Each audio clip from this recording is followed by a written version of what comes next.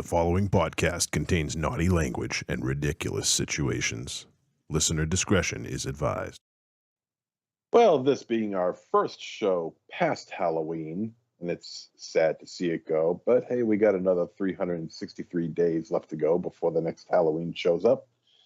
But, Stephen King has just given his somewhat favorable review of the Salem's Lot remake. Now, when Salem's Lot came out in 1979 with Reggie Nalder, and, a really great cast, made-for-TV movie, who knew that it was going to be so big? Well, anyway, not the sequel, but the remake will be coming out sometime. We don't know when, but he has given his stamp of approval on it, saying that it feels like old Hollywood.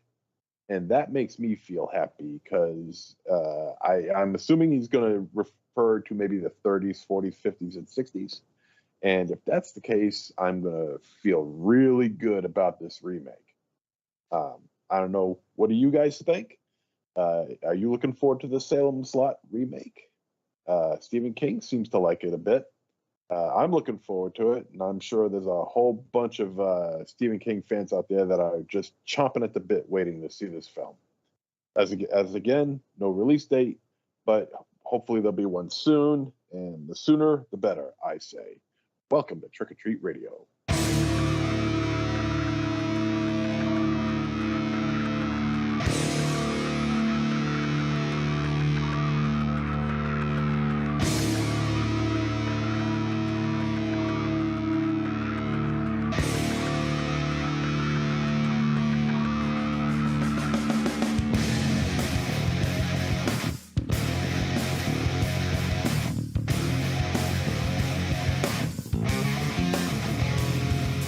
Welcome to episode 588 of Trick or Treat Radio. Trick or Treat Radio is the world's most dangerous podcast and is recorded in front of an undead studio audience here at Castle Wolfenstein, also the Lair of Lost Swag within the Raven Chateau, where it is perfectly acceptable to smoke there, as I can see right now if you're watching the video. And and we are also joined by Monster Zero from Casa de -0. Thankfully, no fucking maniac on the loose. Well, at least not a known maniac on the loose this week. And actually, the maniac is in his house right now. Yeah, the maniac is on the fucking screen. Yeah. That is the tale. Got his kitty with him. He's got his kitty with him. Hey, kitty. All right, so yeah, episode 588. We all got a little Halloween hangover, I think. And as Monster Zero said, 363 days till next Halloween. But in the meantime, we're going to keep Halloween going year round because that's what we fucking do, right? Trick or Treat Radio.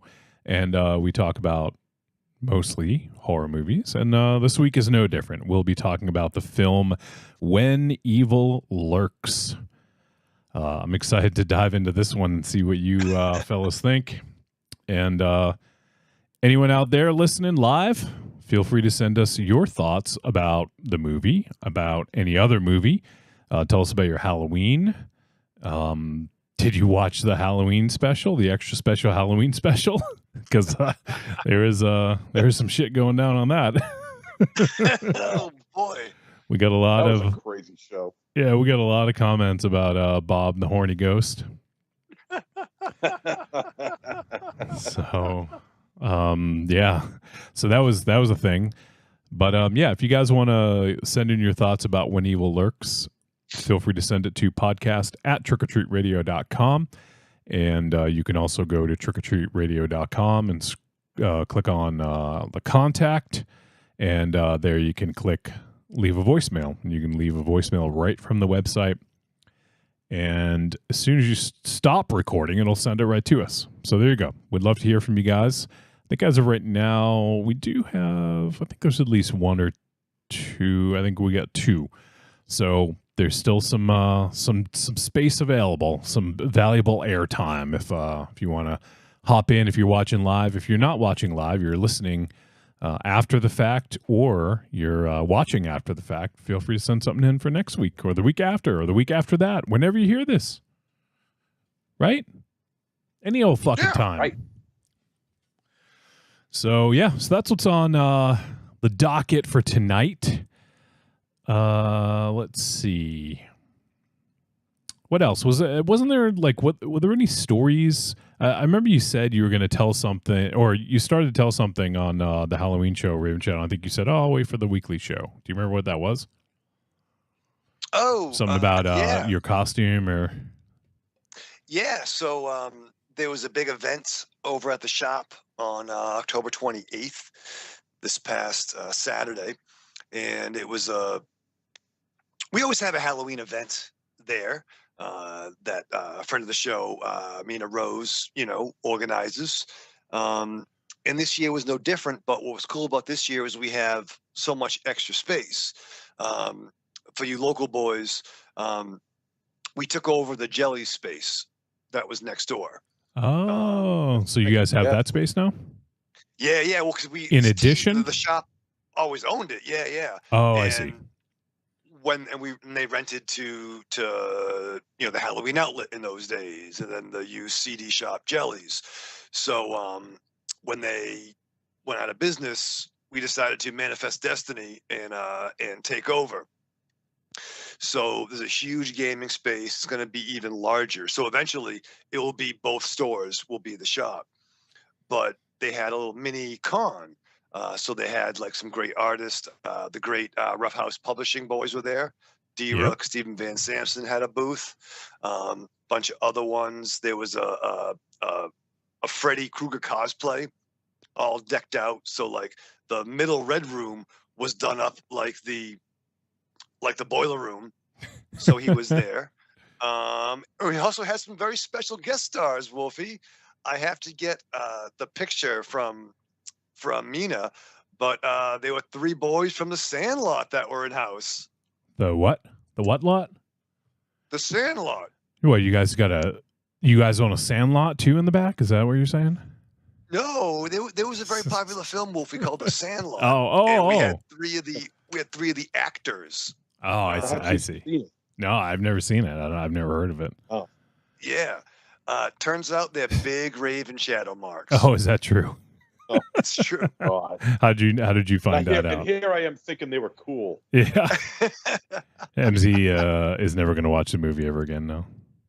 It's true. And they're like, why hasn't Wolfie watched the movie? Because he likes the baseball. I can't speak for him. He told me not to. Yes, but I got to thank you. say, though, a couple of those guys are fucking jacked.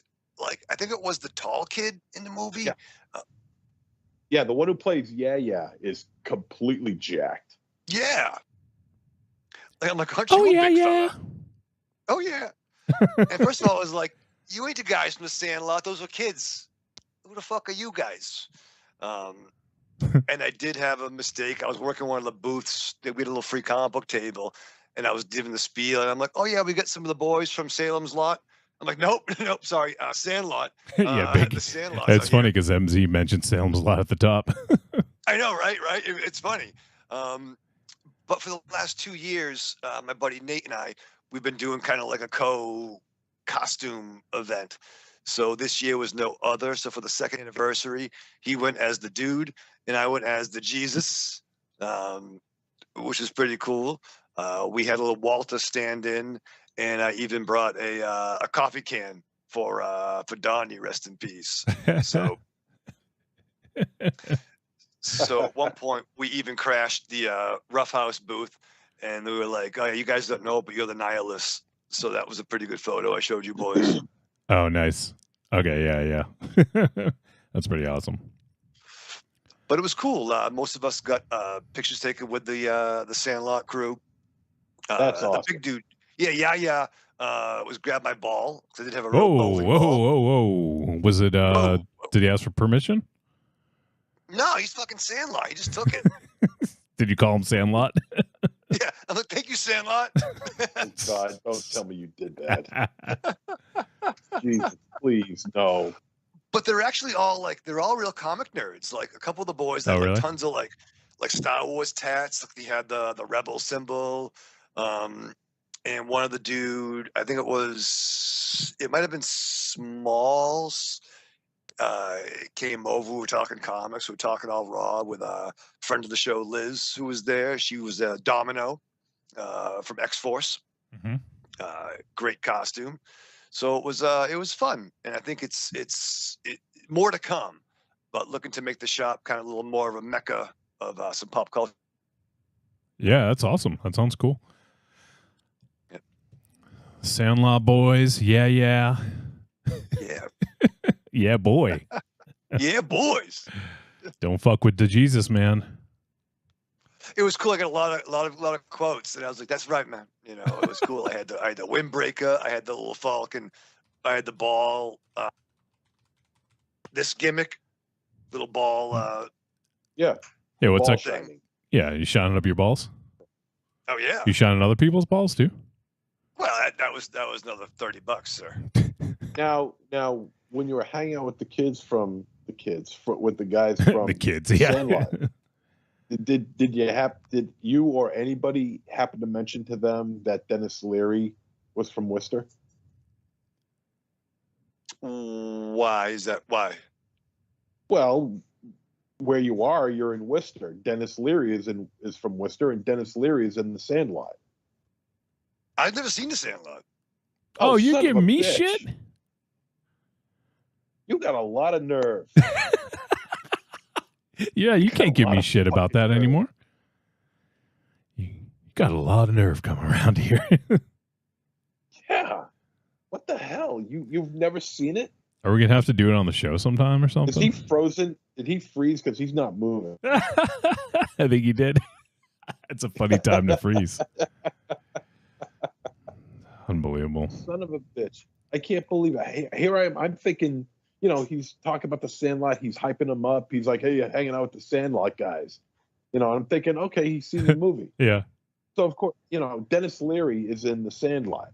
He plays Smalls's stepfather. He's the one who owns the Babe Ruth ball. And I figured, he's from Worcester. They're in Worcester. I figured, somebody had to have said something to these guys about it. Not that it would matter much, but, just an interesting little tidbit of information, right? Yeah, you think. And And he's back. He's back. Okay, good. So I figured, okay, he had to have seen the Sandlot. Otherwise he wouldn't be hyping it up the way he is. But here it is. It turns out he's never seen the Sandlot. Well, I've seen parts of it. I know there's like a You dog. missed the part with there's a part with there's a dog. Yeah, there's a fence. Of The ball course. goes over the fence. I think on the poster there's a fucking dog on the poster, if I'm not even mistaken. Yeah. There's kids in the movie too, by the way. Yeah. Reverend Shadow. In case you Isn't there a haven't noticed. Sandlot? Don't they play baseball in Yeah. the Sandlot? Oh god. Yeah. And Darth Vader's in it too, so there's that that's considered. Hayden Christensen? Wow. No, this is a good movie. But no, I've seen parts God- of it. But no, I I see always parts defended of it. I see parts of it. Parts. But goddamn, I thought all this time that you've seen it because you're hyping up the guys, Yeah. and I mean, And giving you me have shit. to, in order to promote it and everything. But here you are hyping it up, and here I am thinking, you've seen it, so of course I would naturally bring up Dennis Leary being in it, and he's from Worcester, and they're in Worcester right now at the show at the store. So I figured, it's just a little tidbit of information that I thought would be interesting for them to know about. Unbelievable. I am But you've never- unbelievable. No, not you. Oh. I think they're local boys. I don't know. Because one works at Lowe's. And that's okay. That's okay, man. What more are you gonna do? You were in the Sandlot. That's fine. I know a guy. He's local. He works over at Art Bradish's. Yeah. It's seasonal work, Seasonal work. and then he works at TJ Maxx during the winter. Yeah. He diversifies his portfolio. Wow. Unbelievable. That was fun. It was a nice day. Son of a bitch. You are a son of a bitch. You are. know You that? are a son of a really bitch. I am not. Yeah, you are. Well, yeah, he said it, No. so it must be true. It must be. Yeah. Well, he also said that fucking the Hong Kong invented fucking X Games too, but snowboarding. Jesus Christ. How old was that? Yeah, well, a while, a long time ago. But no, I mean, yeah, it's a dog. The dog isn't so bad. Turns out the dog's a nice dog, Oh my God. right? Right? I don't know. Yeah. I'm not spilling any of the Yeah, information from it. I mean, one of these days, you two might actually, watch it. Maybe. Yeah. And it's, I didn't know. I didn't know one of them was one of the kids, and I'm working the booth, and he's like, "Oh, are you one of the artists?" And I'm in my Jesus costume. I'm like, "No, I just work here." And he's like, "Oh, I love comics." We're talking. I'm like, "Yeah, you were great in the movie." And I'm like, "You're great too." Yeah. Yeah. If fucking even see it. You don't know they're great. Yeah, you have no idea. What a liar. No. Yeah, at least Wolfie is upfront and honest. He's never seen it. It still makes Yeah. him a dick, but he's still, Yeah. but at least he's upfront and honest. Yeah, you're putting up this air of oh yeah, I've seen with the dog and the Sandlot and the kid. Is that what you told him? It. You were like, "Oh, you're really good in that scene with the dog." Yeah. You look really good in that poster. Oh, you were talking to yeah. Yeah. Yeah. Yeah. Yeah. Now, did you refer to him as yeah? I didn't know that was his name. I just called him Dude. God damn it! All right, so you had Smalls, you had yeah, and you also had the kid with the red hair, right? Yeah. Yeah. Yeah. He was wearing a Boston hat. Yeah. He was in Heavyweights, I think, in the movie Heavyweights with Daniel Stern, I think. Oh man, I can't wow. remember his name. All right. Well, I haven't seen that. I'm sorry. I should fucking commit. Fucking follow my soul. You know what? Seppuku. Super You know cool. what? It had Daniel Stern in it. You're better off. Yeah, the seppuku, yeah. I'll take a sip of coo. Yeah. I mean, can you picture these three on the goddamn plane back home, and they're all like, "What was that Keanu-looking dude?" Well, apparently they just fucking hopped on. Yeah. Apparently they just hop on the bus because they live down the road. Apparently. I think so. I think they were local. I think I saw mass plates. But no, they were good boys. They were good guys. They were good. They were fun. They were fun.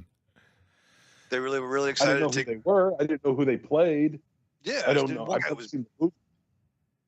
I've never, I mean, even just to bone up on them coming over to your shop, you would watch the movie and get some references, get some information in and talk to them and stuff like that. I will admit, if I was going to do an event with and the other boys, I would have watched the movie. I don't know. We talked about Major League. You talk to them about another baseball movie? Yeah. Like, what you guys see? You guys ever seen that movie Major League? Now that's a fucking baseball movie. Hey, Bad News Bears go to Japan. Tony Curtis, Yeah. Yeah. You I see love Bad News Bears? Be like, why didn't you guys smoke like Kelly Leak? Yeah. You guys are wussies, man. Kelly would have fucking kicked the shit out of you guys. And who was the chick? Channing Tatum? No, not Channing Tatum. Channing Tatum. The chick. Tatum O'Neal. Tatum. Or Carol Channing. Or Carol Kane. Kane. No, you should have watched the movie. It's only one of the greatest baseball movies of all time. It's great. Apparently. It's so good. It's so much fun to watch.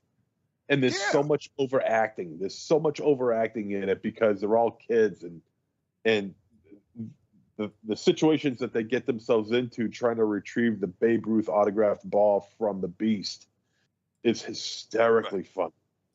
It's so funny. You're missing out. You're really doing yourself a disservice by not seeing this movie. Snow Mighty Ducks. especially if you're a baseball fan. Yeah, Raven Shadow. You call yourself a baseball fan. You douche. What was the I saw Fever pitch in theaters. Of course you did. Of course. Because that dealt with the 2004 Red Sox. Anything true. past that, you don't know anything about them. It's true. And I think that Maru and I were there for one of the filmings. We were in the bleachers the day they were filming. So you saw Drew Barrymore and Jimmy Jimmy Fallon. Fallon? Yeah. She ran out. She ran out. That was cool. Yeah, she ran out, and I think she sidestepped Johnny Damon. Yeah. What about Johnny Depp? Was he there too? That'd be cool. Yeah, they could. The Farrellys couldn't afford Johnny Depp. He should play Johnny Damon. That'd be cool. Like as a pirate. Jesus Christ. All right, let me check up on the chat room here. Angry Townsman says, "Evening, everybody." Evil Corny says, "Hey guys, I hope no one got dry haunted this week." Yeah. What's up, Angry? What's up, Corny? We'll get into dry haunting in a moment. Let's see. Evil Corny says, "Raven Shadow, that store was huge already. I'm glad you took me there. I wish there was a place like that here in Bama." Yeah, dude. That's why you got to move up north. And then he says, "Wolfie's never seen Sandlot." Well, now we found out I'm not the only one. Apparently. I've said that, and you chose not to listen. I'm all alone on this podcast. I stand alone by myself. And Corny posted a gif of Donnie's ashes being blown onto the dude. And he says, "Poor Donnie." Oh. Angry says, "You're killing me, Smalls." And looks like Marion posted a picture of Stephen Van Samson, Derek Rook, and Jesus. The Jesus. You said it, man. It's pretty good. Killing me, Raven Shadow. All It was right. really nice to see those guys. Gave them both big hugs and kisses. How big? You know.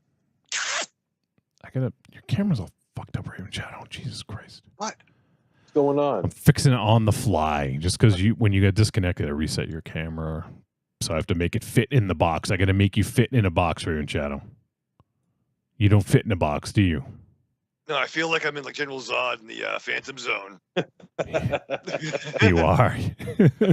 Damn, kiss a Wolfenstein!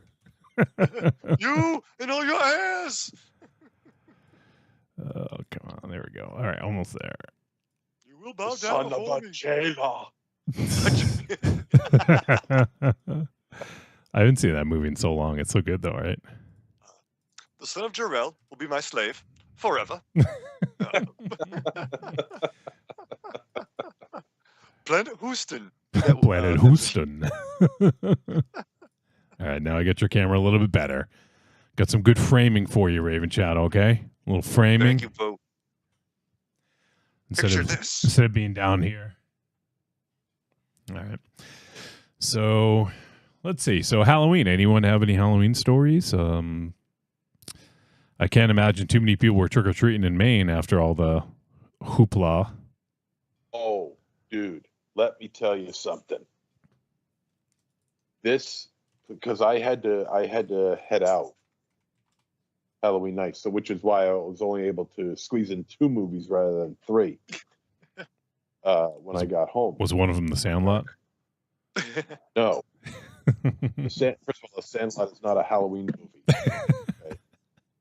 Okay? That's for openers. And second of all, I've seen The Sandlot. Are you kidding me, dude? This place is crawling with Really? trick-or-treaters. Oh, wow. Okay. That I had to have seen at least 120 kids, 130 kids. Wow. This place is strewn with trick-or-treaters during Halloween. I was beaming. I was so happy. You go back in central Massachusetts, I don't know what it's doing over there now. And where the hell did Raven Shadow go? Who fucking knows? Just fucking walks away. he just left. I didn't even know he was gone. Son of a. Maybe he went to go see The Sandlot. So He went to hang out with at the time when I was living in Massachusetts, Mhm. there wasn't any trick or treating going on at all. I don't know what's going on in Maryland, but here, this place was booming with trick or treaters. You couldn't go 50 feet without seeing another trick or treater. They were everywhere. I was so happy. I'm like, thank God, there's a place where kids can go out trick or treating. There was some trunk or treating, which I don't necessarily Junk in the trunk or treat. trunk or treating, What's but trunk or there was treating? house to house trick or treating. There was house to house trick or treating, and I was thrilled. I couldn't believe it. I never seen so many kids. Wow, that's impressive. Yeah, Yeah, I only saw a Is it handful. Like, E.T.? Yeah. Marion says, MZ, we only had 2 groups of trick-or-treaters, 5 kids total. oh jeez. So, yeah, I Yeah, it was saw... fucked up. I- We had more kids in lockdown during that time frame. Really? Like, and it was kind of fucked up. The lights on, we had the pumpkins out, and yeah. Lights on, pumpkin. Lights on, pumpkins out. Yeah. But enough about Marion. What's that mean? So that's a shame for Raven Shadow. For MZ though, hey, that's pretty fucking awesome. Yeah, no. Mary's over. We always do, trick or treat. She comes over, and I didn't even see the costumes because I was holding Ollie. And at one point, I was just like, tell them to take whatever the fuck they want. Like. Oh, Yeah, okay. that's So, sick, but up here, it's just fantastic. There was kids everywhere. I almost hit a couple of them. It was great. Jesus. It was great. I'm driving home. Yeah. So, Angry Townsman says, I had 0 trick-or-treaters. Wow. Oh, Marion says, we had more last year, but my theory is they avoid us because we have lame candy. What the fuck, Raven Shadow? You got lame candy? What do you do? You go fucking Smarties? giving Now and giving laters? them those little Jolly Rancher things. Yeah, what the fuck you giving them? No, dude, I had glow in the dark fucking Kit Kats, dude. Okay, well, that's cool. All right. Yeah. They were That- glow in the dark Kit And Kats. what else? What else? 100 grands. 100 grand. That's the caramel covered Oh, the with 100 chocolate. I know 100 grand. Yeah. And Right? Uncrustables. Yeah. You Fuck should that. just fucking hand out Uncrustables, dude. Hershey fucking bars. And what else? The fucking peanut butter cups. All right. I don't know. Sounds pretty good to me. Yeah. Yeah. Marion says, I think we need to bolster our reputation with some full sizes next year. No. Then they will never stop. You can't go Yeah, right. overboard. You Yeah, get no. rid of them. Yeah, you'll never get rid of them. You can't do that. Yeah, I don't think it's very rare. And once again, it's been said before, I'm going to say it again. No one is going to give their drugs to kids on fucking Halloween, guys. Don't worry about that, parents. All right? I'm not wasting drugs on kids. What about razor blades? You're going to keep those for yourself, too? Razor blades. I don't use them. Look at my face. I don't fucking use razor blades. Evil Corny asked, are those Kit Kats radioactive?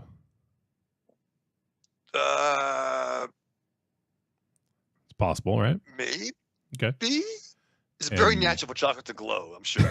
I'm sure it's very natural. Marion says, we didn't give out PB cups. Raven Shadow's a fibber. Oh, fuck. There it is. Oh, wow. Well, we ate those. Oh, you're trying to make yourself seem a little better than you really are, huh? Wow. Okay. Thanks, Marion. All right. Everything was true except for the fucking peanut butter fucking Reese's. All right. All right. All the Sandlot stuff You was cut me true? the letter. You hung out with No, Yeah, that really yeah? happened. Okay. I'm a little suspicious right now. That was there. All right. So, yeah, living in an apartment complex, like there was definitely some kids out there, but like it's just hard because it doesn't make sense to go in every building because you don't know who's giving out candy.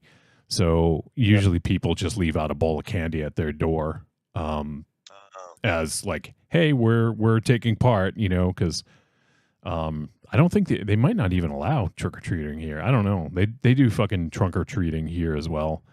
So I think that's when everyone gets their fucking candy and costumes and everything. But what's trunk or treat? You've never heard of trunk or treat? Are you kidding? Where you been living, dude? Here. I mean, I don't know what you like over your trunk like fucking the dude from The Faculty and like fucking like you're selling fucking doobies in the fucking schoolyard. Doobies. Trunk or treat has been around for like at least a decade, if not more. Yeah, probably more. Where have you been? Usually people do it so that you can do it in like a small space, or not small space, but just do it all at once where you don't have to like walk all over the fucking neighborhoods and find out who's giving out candy, who's not. If you do trunk or treat, you have a little get together in a parking lot. Everyone like dresses up their trunks, and then has like a little setup, and then you have candy, and then you go around and you get your candy that way. So you don't have to like, I think they do it just to like keep it all in one location. And but that's whack though. Well, it's a very different world that we live in now than when we were kids. Yeah, I mean, we were kids. We used to go to door to every house that had a light on. If the light wasn't on, that means they weren't partaking in trick or treating. And if their light was off, Sam was going to visit them. Yeah. And you knock on strangers' doors and you ask for candy. It's a time-honored tradition when you're a kid, and no matter what the costume was, and there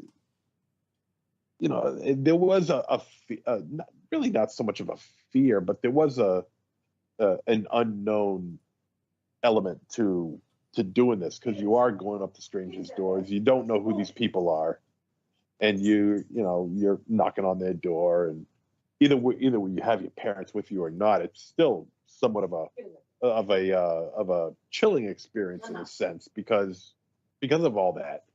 So that kind of made it a little bit dangerous and a whole lot more fun.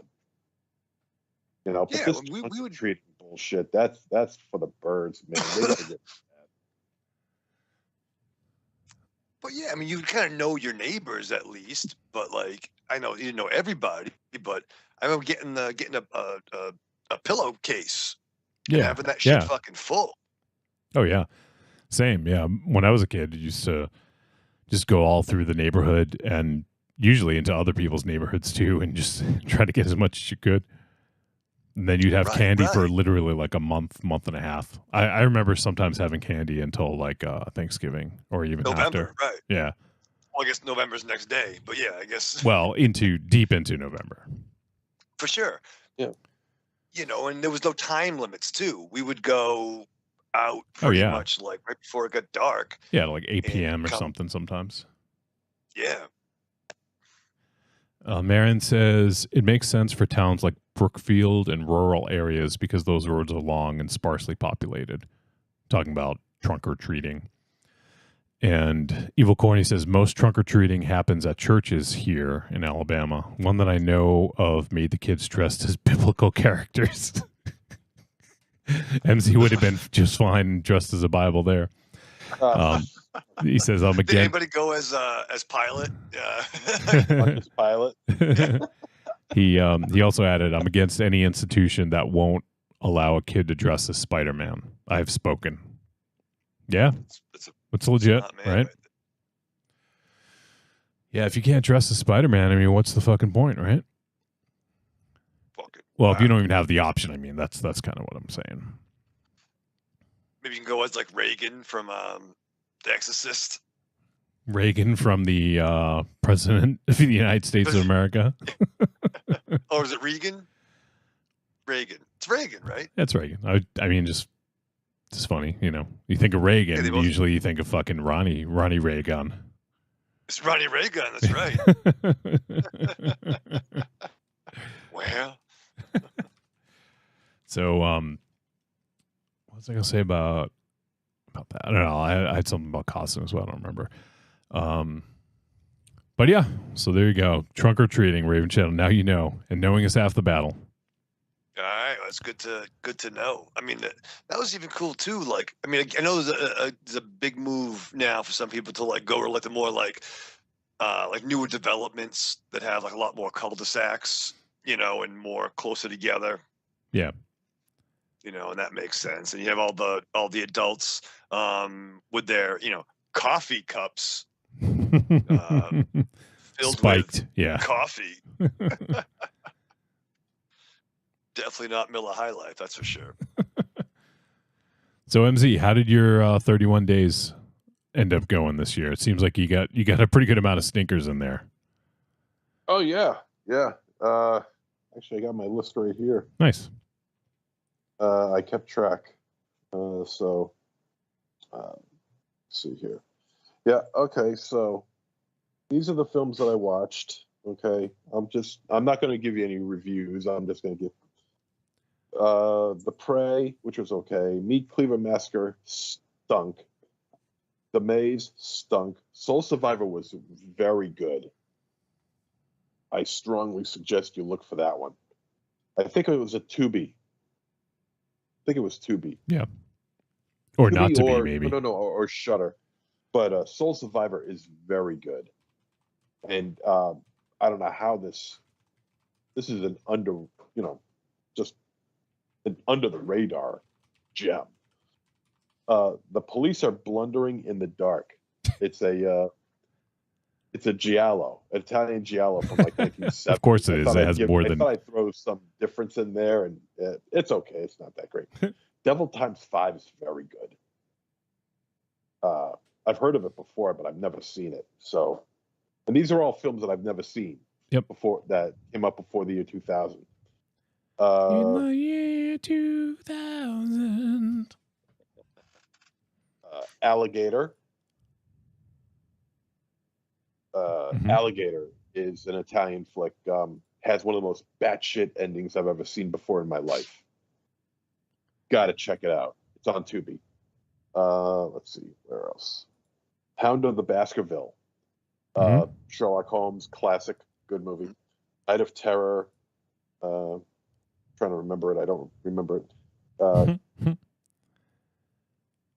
Oh wait, what did I say? Alligator?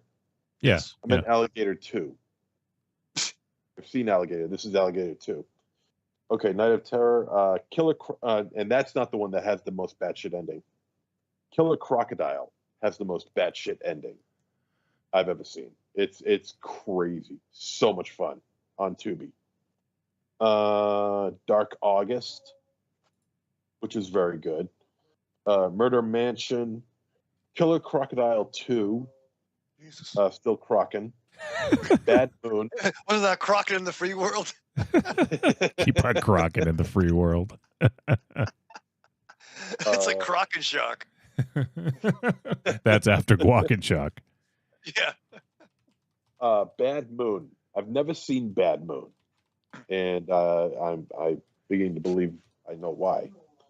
Schizoid, Silent Madness, The Evil, Rituals, The Hanging Woman, The Incubus, Rest in Pieces, Twice Dead.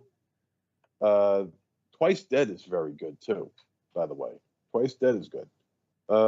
There's Nothing Out There, Killer Workout, The Ghost of Hanley House. That sucked, and it's such a shame because it has really good atmosphere, but the movie just stunk.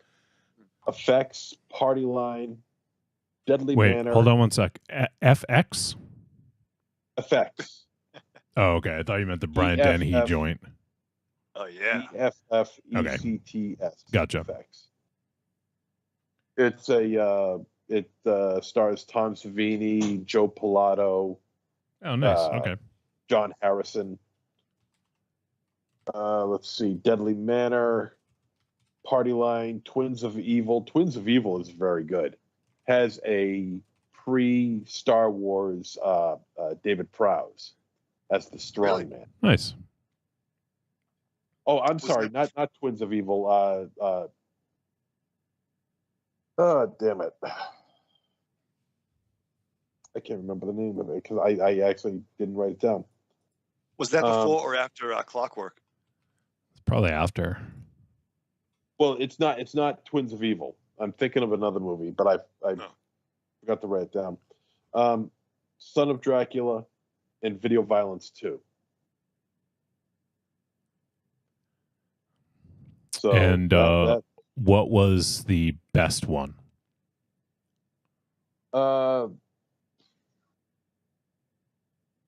not that many good ones. Soul Survivor was very good. Devil Times 5 is very good. Killer Crocodile for that son of a bitch an ending. My God.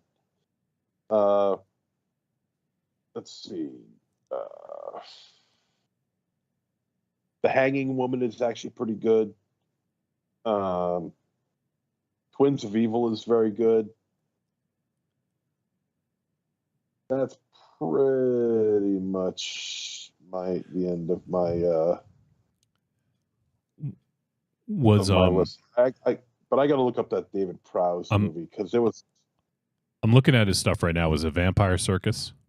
Vampire Circus. Okay. That's it. It was either that or Frankenstein and the Monster from Hell, I figured. Yeah, no, it was Vampire Circus. That's the one I was trying to think of. That was good too. And so Raven Shadow, it was after Clockwork, but before Star Wars. Gotcha. Is Yeah, David that came out Prowse still with us? No.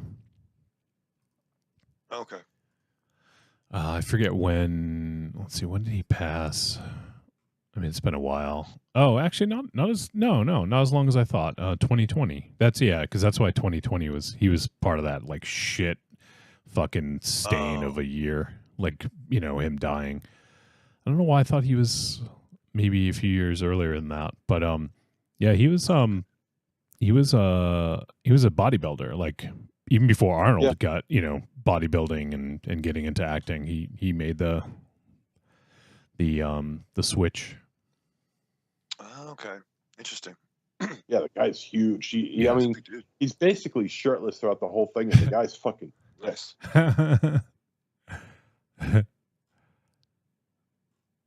Yeah, David Prowse also was in the very first episode of the Benny Hill Show, in the very first skit. Really? Wow. In the very first episode of the Benny Hill Show, yeah. That's quite a distinction.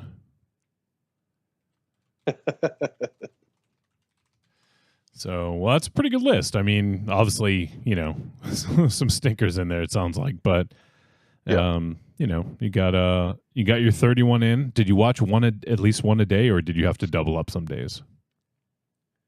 I watched one a day. Not bad. It wasn't easy, believe me. Yeah, not bad though.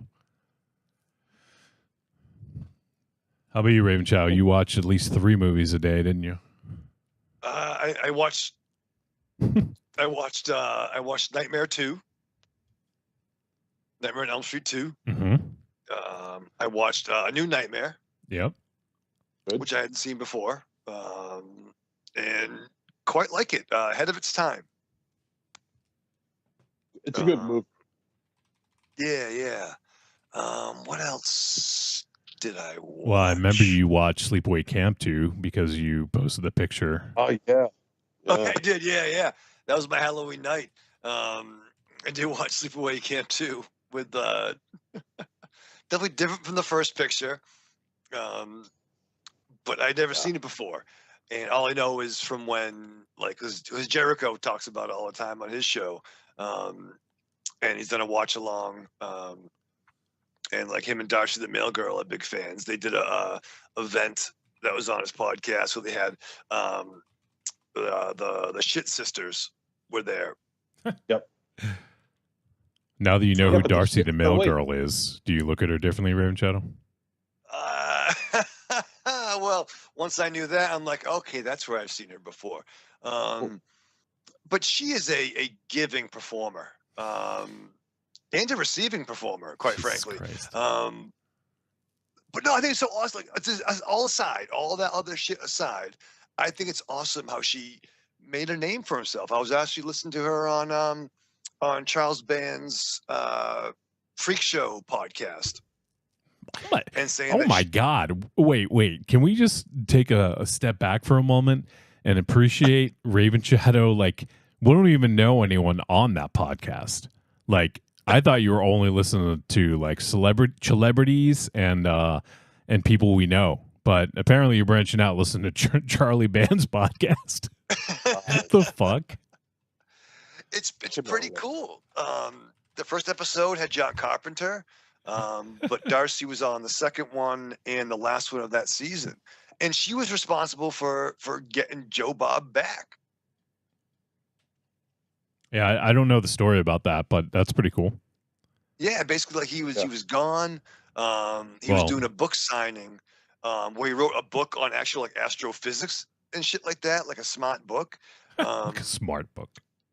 And then she showed up at the book signing in like her mail girl outfit, like all, assets on display, but it was like a real like book signing. And it was like, I feel really out of place. A real book signing, like as opposed to a fake one. Well, yeah, well, it wasn't like a con. It wasn't like a cosplay con where your corsets and shit are all out. But was saying like, oh, we need you back. And he's like, no, nobody, people have Google and internet. And she was talking about how Joe Bob would always do the research for all the stuff. He'd make the phone calls, and little by little got involved. And it's a great episode. It was, episode 2 of the Freak Show, Charles Band's Freak Show podcast. And it's pretty dope, man. It was Evil Bong, much of the Evil Bong movies. So once again, and she's like 44, but no, good for her, man. She's doing her own thing. She's doing her own thing. Passion, a plucky spirit. So yeah, big ups Diana Prince, aka Darcy the Mail Girl, and Joe Bob. I'm still blown away that you listen to Charles Band's podcast. He's a cool guy, man. I didn't know some of that backstory. He's a fucking carny. Let's not go overboard with Charles Band. Yeah. Man's a bit of a shyster. Yeah. He is like the ultimate carny in like when it comes to horror. Oh, well, fair. I mean, come on. Yeah, for sure. Dr. Mordred has no fucking connection to Doctor Strange. Sure, never met a gimmick he didn't want to take. Or a dollar. Yeah, exactly. Courtney says, my 2 first-time favorites of my 31 days are Eyes Without a Face and Ghost Story. Nice. Eyes Without a Face. Eyes Without a Face. Oh, it's a good track, huh? We watched The Fly, too. Fly 1, rather. Fly also. The original or the Goldblum? Oh, the Goldblum. Hear me.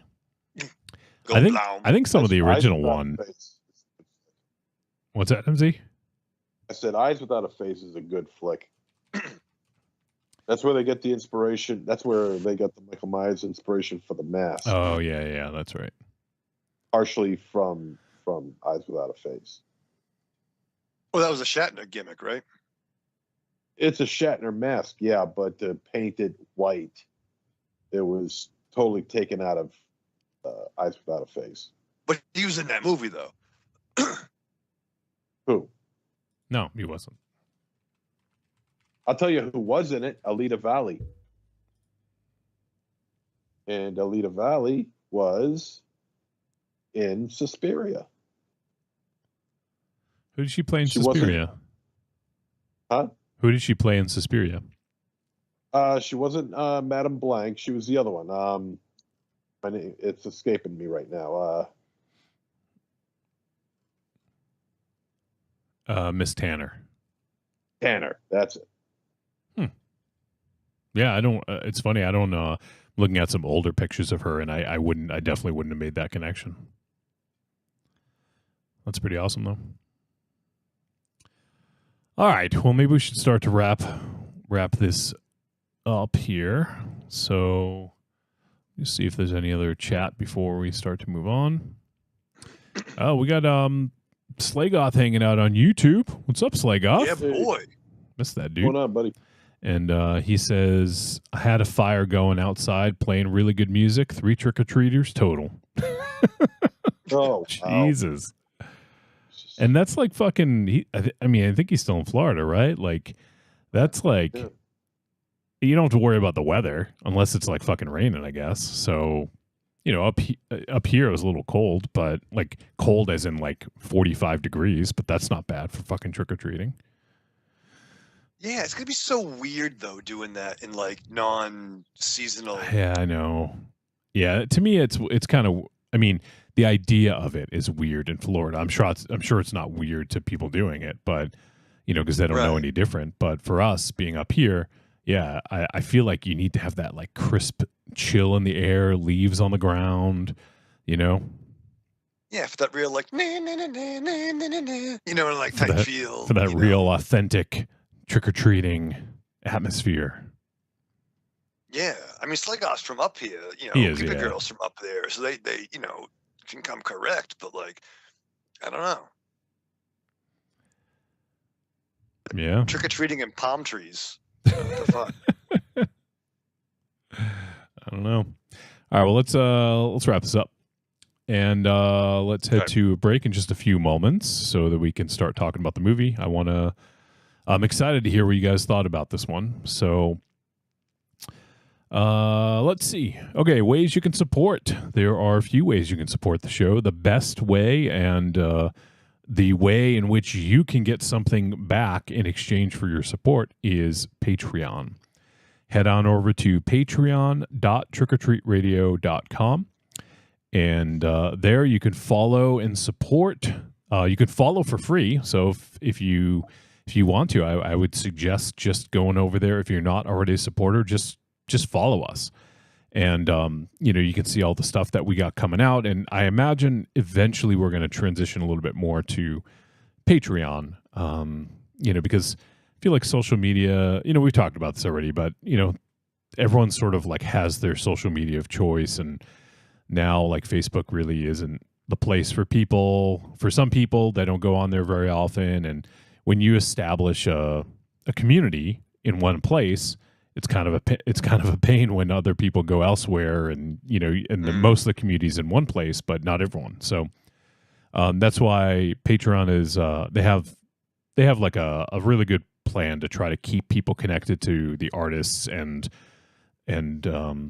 creators out there. So it doesn't cost anything just to follow us on Patreon. So I would recommend giving that a look. And if you do want to support us, though, there are a few different options there. You can get in the $2 tier, which is the lowest tier. And for that, in exchange, you get an exclusive Patreon episode every single month. And actually, so I held back the part 2 of the Legacy of Horror discussion because we did the Halloween show, and I didn't want to inundate people with like Halloween show, part 2 of the Patreon discussion, and then the weekly show. Right. So I figured I'd hold off a little bit, and I'll probably post it over the weekend. I actually it's pretty much uploaded. I just have to like copy and paste the notes for the episode. So that's pretty much all good to go. That'll be popping up in a few days. But yeah, so we got the part 2 of Legacy of Horror, and in the first one we focused on characters, films, franchises, and then in the second part we focused on the actors and creators behind the films and characters. So I think it ended up being a pretty cool discussion, and I know we got some great comments on that. I don't have them here now, but I do know. I do recall one comment. Our boy Dangerous Donnie Davis, otherwise known as Angry Townsman, said he dug the conversation. So appreciate the comments there. It was a fun discussion, and yeah, if you guys like that stuff, you can always feel free to give us suggestions on what you'd like for us to talk about on the Patreon shows.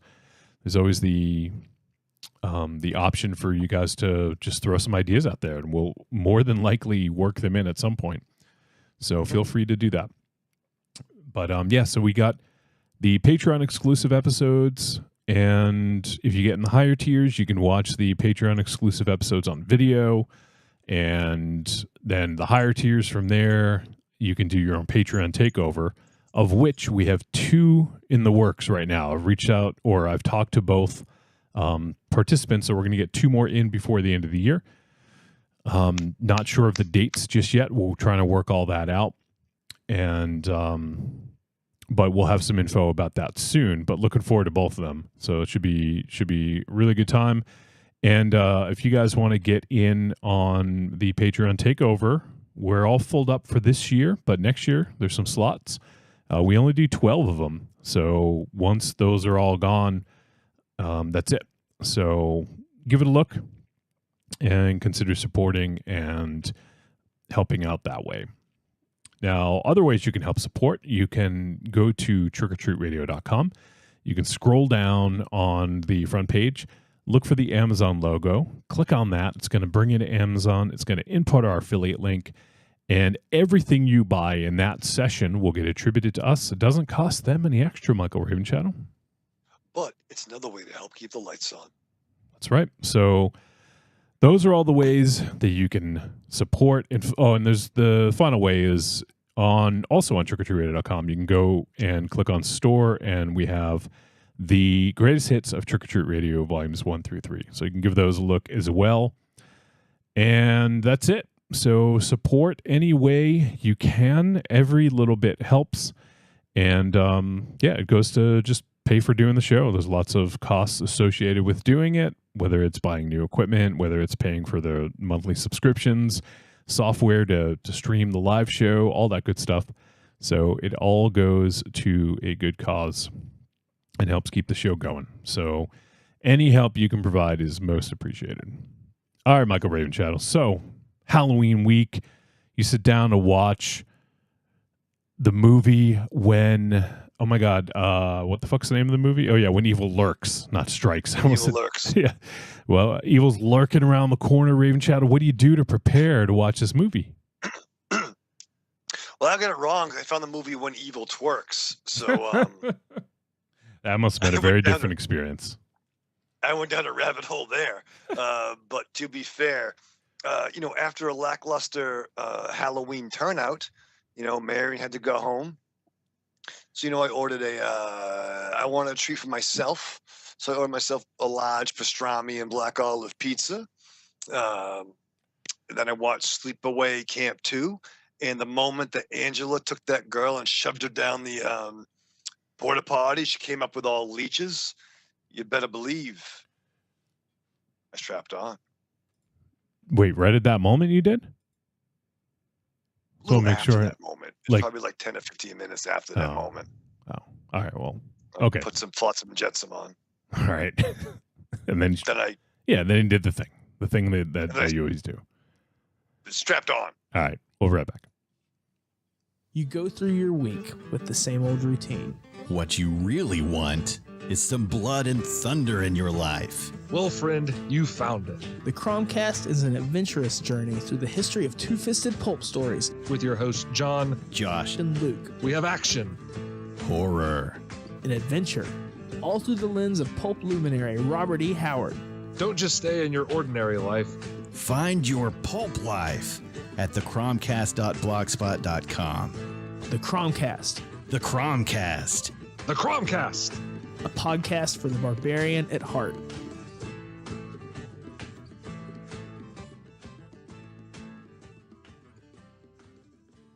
I'm Alex West. And I'm Andrea Subasati, and we're from the Faculty of Horror podcast. And you're listening to Trick or Treat Radio. Greetings! We are the Retro Reductopus Cephala podcast, a bi-weekly show that celebrates all the things that made growing up awesome. He's right. We wax philosophic about lots of geeky crap like old video games and movies, toys, cartoons. I don't know, help me out here. Music. Pants. Quoting video games that don't have dialogues. Shabibans. tasty news, unnecessarily long Japanese onomatopoeia, Butt breathers, uncomfortable nature facts, or how to install a thermoflange. And unlike all those other podcasts, we at Retro Redoctopus have an exciting rotating host schedule. Do we? We sure do. So, if you didn't like the guy flapping his gums this week, like me, worry not, gentle listener. Next week we'll have a whole new host. Of problems. Hey, they might still suck, but they'll suck differently. And you know what's really cool? Retro Redoctopus is part of the Inebriard Podcast Network, with new episodes out every Tentacle Tuesday. Which is like every other Tuesday. We named it. Anyways, you can listen to us at iTunes, Google Play, Spotify. I could be Stitcher, staying or outside straight a woman's prison in a fistful of 50s and a bouquet of dildos, and no woman would come near me. Did you say a bouquet of dildos?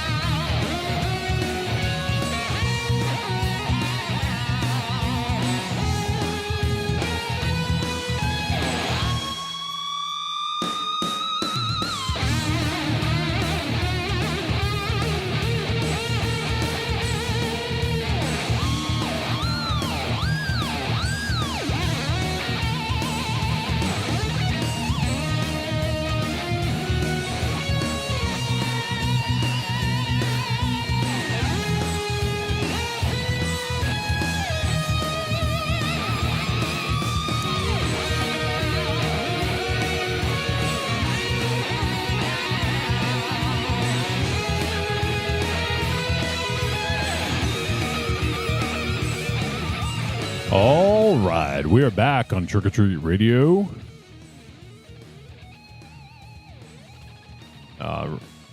The fuck? Raven Child's camera is doing that fucking weird thing again. Do you see that? Oh, it just stopped. Okay, good. Look at you. Fucking tech support over there. Do nothing and fix it, right? Yeah, boy. Wrench it around, wrench it off. All right, so we're going to talk about the film When Evil Lurks. And this film is a Shudder original, and it is from 2023. It is 99 minutes. It is a horror film from writer-director Damian Rugna. And the film stars Ezekiel Rodriguez, Luis Zambrowski, Damian Solomon, Federico Liz, Emilio Vodanovich, Silvina Sabater, Marcelo Michonneau, Desiree Salguero. And the synopsis of the film: in a remote village, two brothers find a demon-infected man just about to give birth to evil itself. They decide to get rid of the man, but merely succeed in spreading the chaos. All right. Well, now your camera's doing that thing again, Raven Shadow. What'd you do? I didn't touch nothing. All right, hold on. Trying to box me in. I'm going to just... let me try on my end, see if I disconnect and then reconnect real quick. Let me see. Ooh, I'm getting crushed. Do you, either MZ or Raven Shadow, do you guys see his camera like sort of like twerking? Yeah. It's like I feel I'm in the garbage compactor and stuff. Oh, okay. You see it too? Oh yeah. Yeah, it's like he goes from like widescreen to anamorphic widescreen. Yeah. Yeah. You may have to disconnect. Leave. Yeah, why don't you try first? Because just leave and then you can just rejoin same way you joined. All right, so just close out. Just end the call and then just rejoin. All right, click. No, all right. He doesn't know how to do it, so. I'm going to hit the X, the top X. Oh my God. No. Hit end fucking call. It should say end fucking call. This dude, man. I don't even know how he fucking functions. Marion, like, seriously. I'm sorry. I know. Marion is like his iron lung. If it weren't for her, this guy would be dead by now. All right, so let's talk a little bit about Demian Rugna, and also this is an Argentinian film. But Demian Rugna previously had did the film Terrified, which got a pretty good amount of buzz in 2017. Did you check that one out, MZ? Oh yeah, that's a good movie. What anything else to add other than that you liked it? It's got good atmosphere. It brings good tension. I would recommend it. Cool. I believe it's on. It was good. I believe it's also on Shudder, and so he also. It looks like Demian Rugna also contributed to Satanic Hispanics, which is as we talked about previously, is an anthology film. So it looks like it has Alejandro Bruges, Mike Mendez, Gigi Saul Guerrero, Eduardo Sanchez, and Demian Rugna. It's a pretty good roster. You know Eduardo Sanchez from Blair Witch. Blair Witch, yeah. And let's see, I recognize obviously Demian Rugna's who we're talking about here with When Evil Lurks. Gigi Saul Guerrero also was on VHS. What was the one we just watched? VHS 85? Yeah. Or 85. It was 85, yeah. She did the Earthquake one. And I think what else? She's done some other stuff. I've seen her do some other stuff, but yeah, so she worked on that. Mike Mendez was Big Ass Spider, Michael Ravenshadow. Yes. Yeah, boy. He loved that movie. He did a segment of Tales Luis Guzman, rather. Yeah. He did a segment of Tales of Halloween as well. He did Don't Kill It, Ravenshadow. You fucking love that movie too. Oh man, yeah, fucking Dolph Lundgren killed it in that movie. And finally, Alejandro Bruges, and he did One of the Dead, and he directed some episodes of From Dusk Till Dawn, the series. Nice. So, all right. I'm still frozen. No, you're not. Oh, he is. Oh, hold on. On the main feed, you are. Sorry, I have On the main feed. like 4 different fucking windows here. Let me just refresh that. Actually, I like it better. You frozen. Refresh. Did that work? Oh, the fucking camera's fucked again. Jesus Christ. It's so fucking annoying. All right. There we go. I'll have to fix your fucking camera again. Are you ever gonna just, like stop being a guest on Skype and, be a real fucking human being? I know I like being a special guest. No, I don't like you being a special guest because I have to fix your camera every fucking time you disappear. Well, I will. It's all right. No one's roboting. Yeah, I will figure that out. Well, you just need to create an account if you don't have one already. I think I'm locked out of my account. Create another one. No. It's fucking easy. You can do that? Yes, it's very easy. All right, let's jump into the movie. So, let's see. So yeah, so already gave the synopsis, all that good stuff, and so this one has been being hailed as one of the better horror films of the year. I've seen it pop up a lot in some lists or people saying you got to check it out. It's really good. So yeah, I was really excited to check this one out. So let's do some kind of first impressions of When Evil Lurks, and I will just start out by saying, God damn, this is an evil fucking movie. And I don't mean that in like, Satan, like putting a fucking cross up. Although I guess you could do that as well. But this is kind of relentless in terms of how brutal it can be at times. But it's also kind of like, I mean, how do I put this? At its core, there's almost like kind of like something sort of like, I don't know if I'd say sweet about it, but like good intentioned, at its core. But there's just some horrible stuff that happens to people. There's some great effects. There's horrible things that happen to animals too. I'll just say that. Yes. And by the way, like, save yourself the effort. If does the blank die? Yeah. It does. Yeah, just insert whatever you want into blank, and it probably dies. Yeah, save the Google search. That's fine. So yeah, I mean, but I was really looking forward to this, and I feel like it didn't disappoint. It was kind of what I was hearing. This was kind of like a really intense, like, brutal horror film, and yeah, it is, and there's some cultural things here that, like, I feel we can. There's some cultures where we're very insulated from, like when we first started watching less like South Korean films. Like, I feel like we didn't really have the sort of like like intimate knowledge of the culture, or even just a passing knowledge of the culture. It's but I feel like Spanish speaking countries, I feel like we have a bit of a better understanding of the culture, even though there may be some nuance that we don't understand.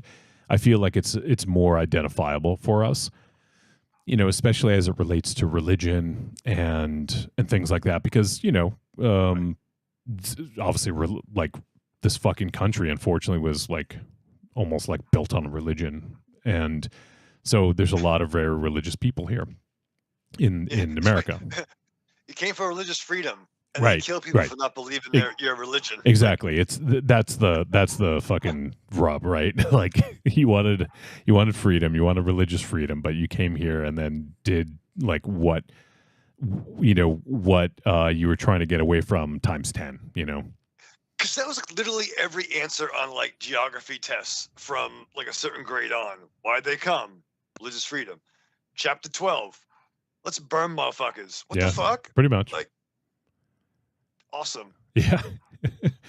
So there is definitely an element of like, some cultural references that will help if you understand them. And, typically I'm not making a blanket statement, but typically,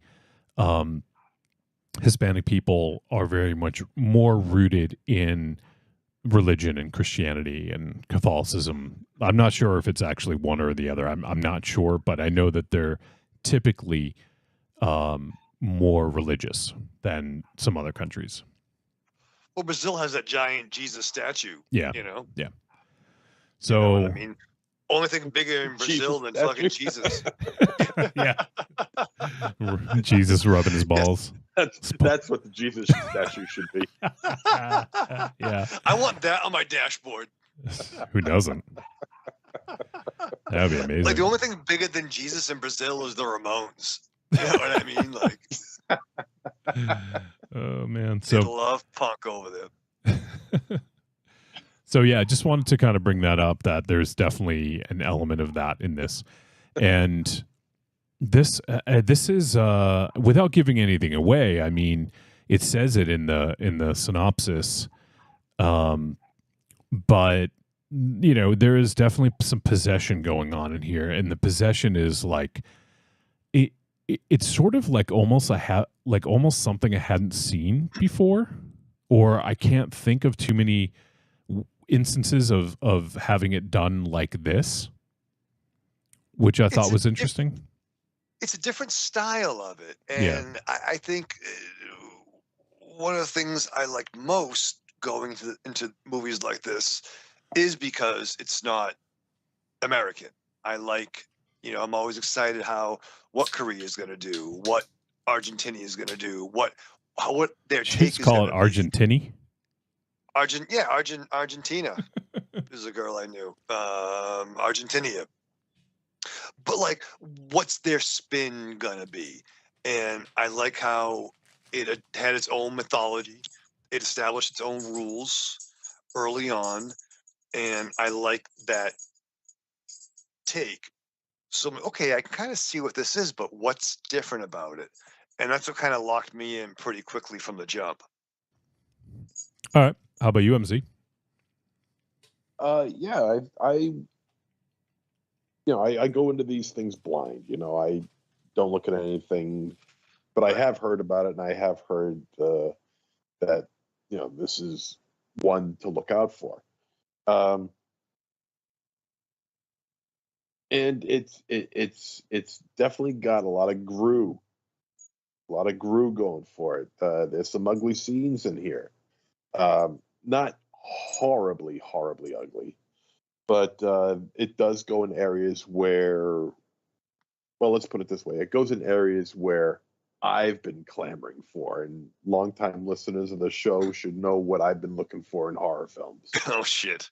And this one delivers it, and in a really righteous way too. I gotta say. So I'm sure the fact that because this is an Argentinian horror film, or let's just say a non-American horror film, that they're able to do that. You couldn't do what they did here in American filmmaking. We're just too cautious now, and it's a shame.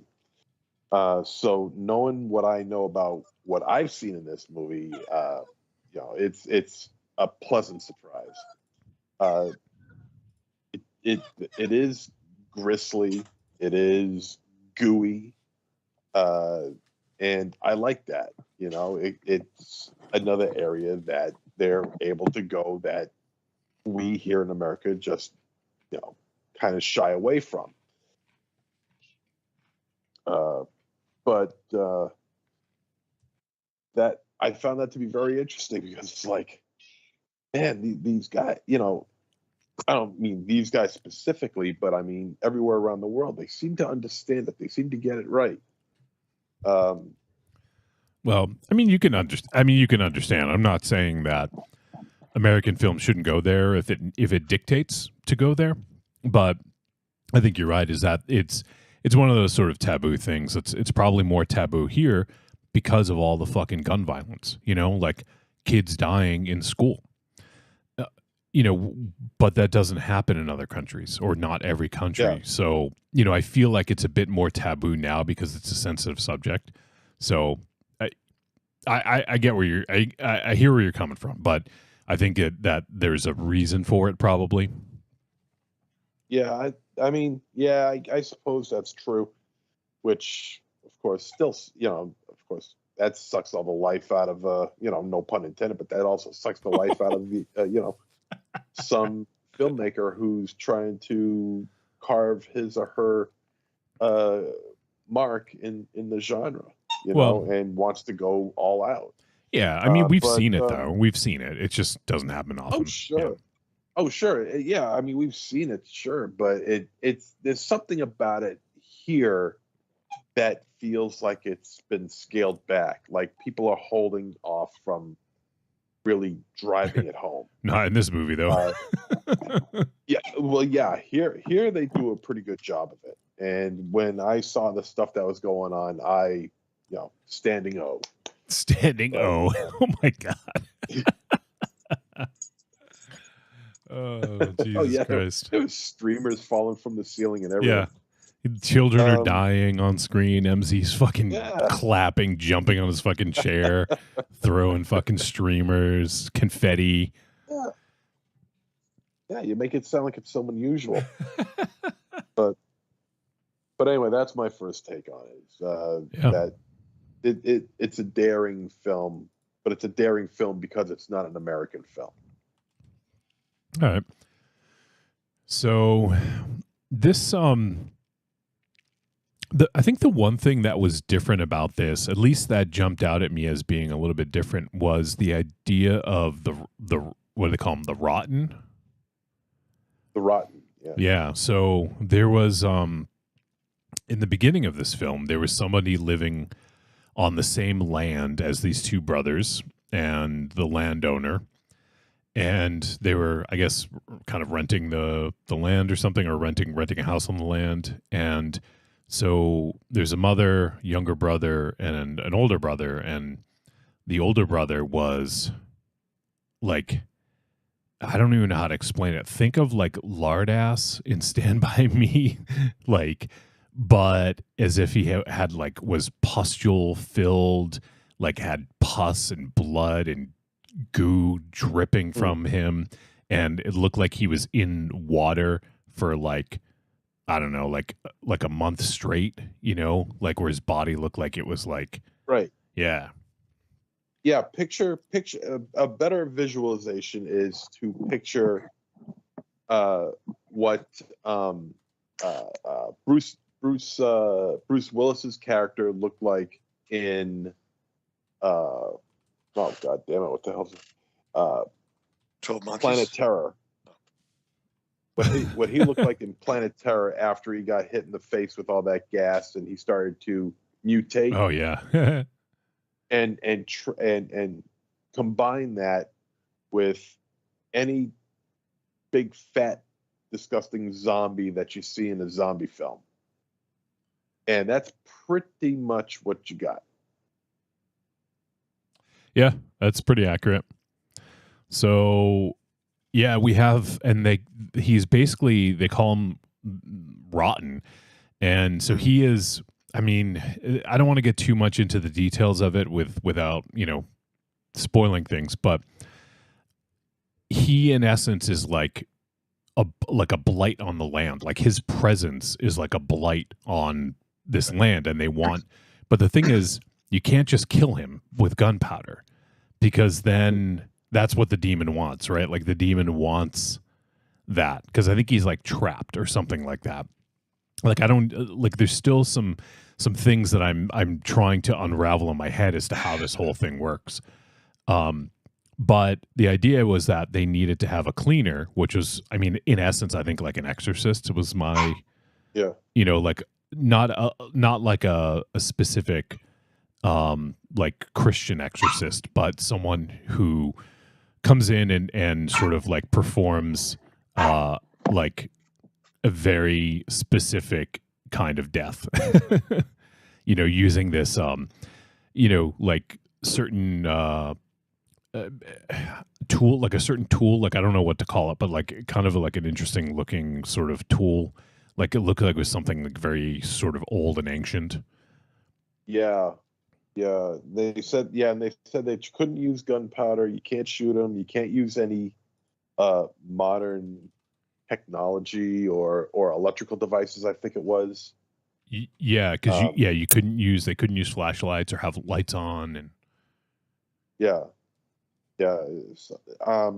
which I agree with you on that. That I'm still trying to unravel that in my head as to how and why, because I don't really recall them explaining that all that much. Yeah, as far as this device that they use, yeah, it is. I really don't. Yeah, it was sort of like a think of like I'm still trying to process what that thing was too. To be honest with you. Well, it was almost like because she said you had to use it in the nape of the neck. It was like almost like I wouldn't say it was a drill, but it was something with like a point where I think it was supposed to drive down into like hit them in a certain spot and to kill them in a certain way with a certain device. Any other way is not acceptable. So that's sort of the dilemma with this. And so when the landowner finds out about this rotten on his property, he's not very happy about this and is basically like, you got to go, like leave, like, But this dude cannot be like, the dude is enormous. He can't fucking move. You can't move him. So it took 3 dudes to try to carry him out on a on a sheet, and then to try to dispose of him. And so they're trying to sort of like grappling with killing him. And like one guy was like, oh, we should just kill him. And, and then, but they're struggling with this and they don't know exactly what's going to happen. But they're fearful that if they don't do it the right way, something bad could happen. Like the landowner, I don't remember his name. Was it Ruiz? Yeah, Ruiz.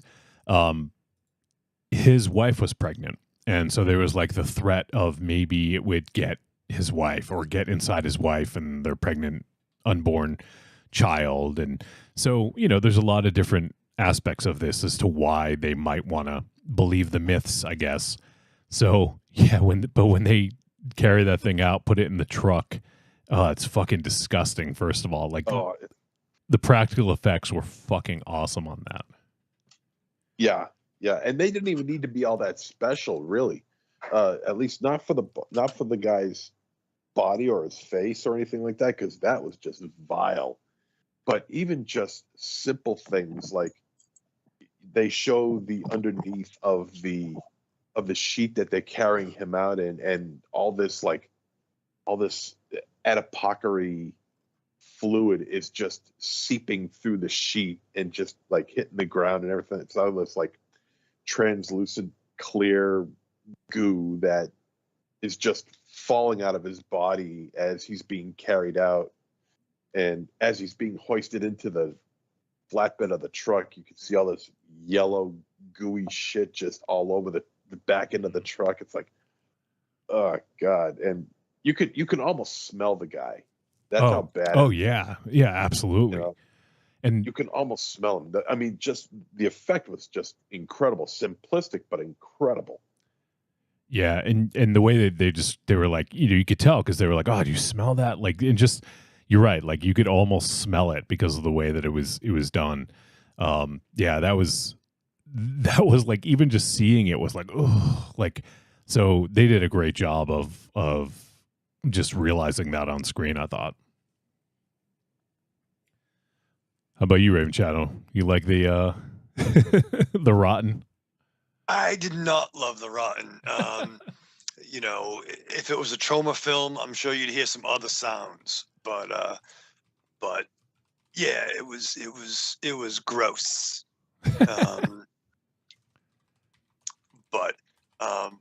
But I was into it, and and despite being told what not to do, characters still did several things they should not do. Yeah. But the thing I liked about that though was there was an element of, I mean, fear played a big part in this movie too, right? Like, right. So like there's an element of that, and then there's an element of being manipulated, Right. Yeah. What are they know what not to do, but yet they still do it. It's that the demon is pushing you to get what it wants. And it is kind of weird how the rules they established were all very like technology based.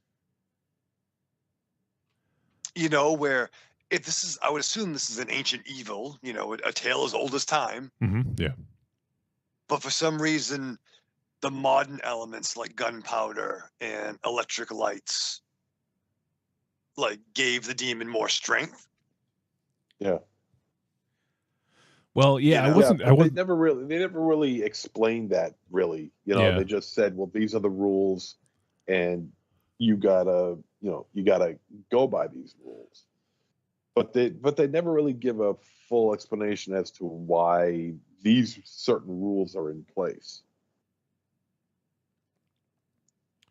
Yeah, I mean, it didn't bother me. It's that it could just be one of those things that it feeds off of any type of energy, and electricity or technology could be considered energy, or maybe it's drawn towards it. So, you want to just kind of keep that shit off so you don't, like draw it towards you or something. And it could be an evolution of it, as time went by, maybe the form changed. Yep. Like, not to get ahead, but they made a line about someone's condition. Right. Yeah. Which, I thought that was really interesting, actually. Yeah. You're talking about a demon. Jar, I think was his name, the teenage kid. Oh yeah, Jar. Yeah. The oldest son.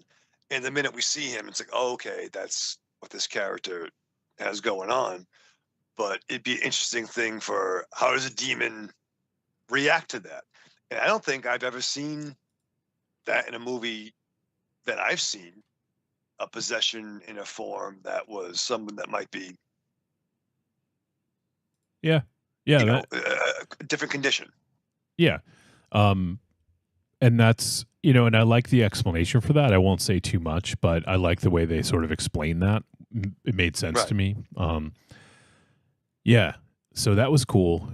And there's a lot of the things you see aren't necessarily true. Like we got a lot of that in this. Oh, and before we kind of move on a little bit, I will say that so they do get this the rotten in the back of the truck, and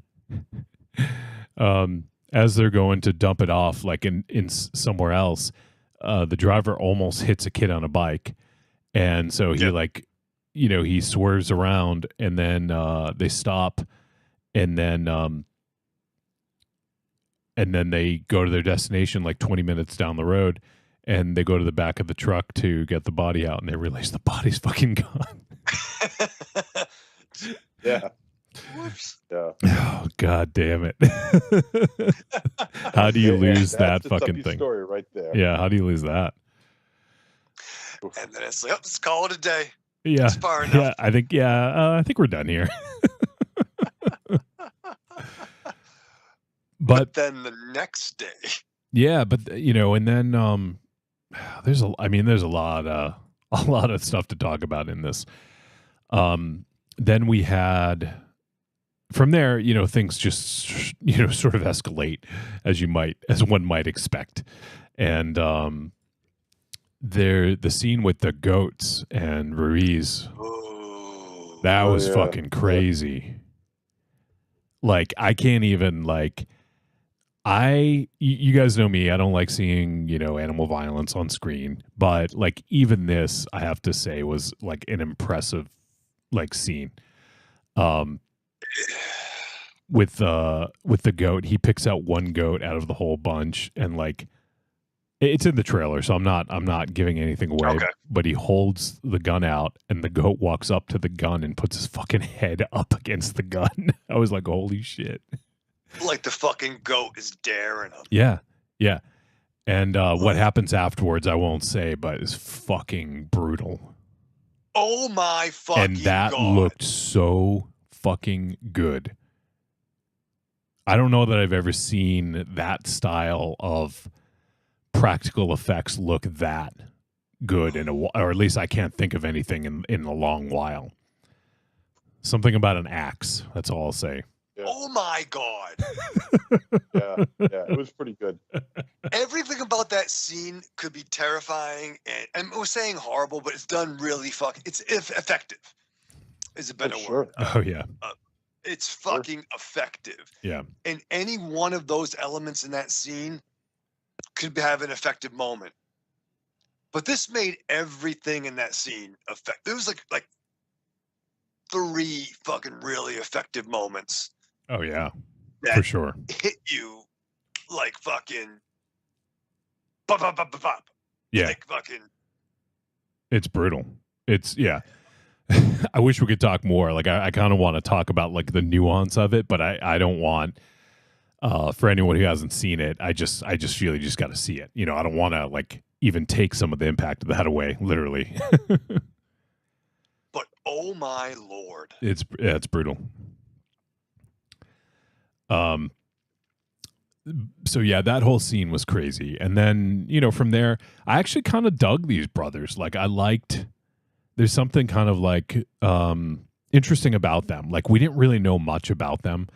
And throughout the movie, we actually don't even learn all that much about them, but we get a little bit more here and there. And then when the one brother goes to his ex's house with the kids, that whole scene was fucking nuts too. Yeah. Like, oh my God, like that doesn't fucking relent in that scene.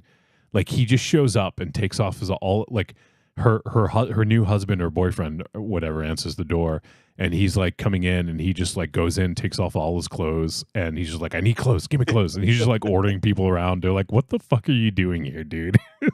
Well, to be fair, they were instructed to burn their clothes. Well, yes, no, I understand, but from the perspective They don't know that. Yeah, exactly. They don't know. Yeah. You think you might lead off, but yeah, if the evil's spreading, you go in. Yeah, lead you off with the kick evil. Lead with the evil, you know?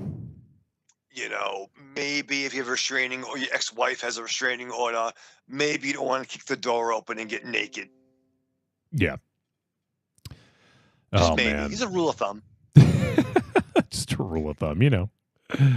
You know, but then when they zoom in on a little dude, a little critter,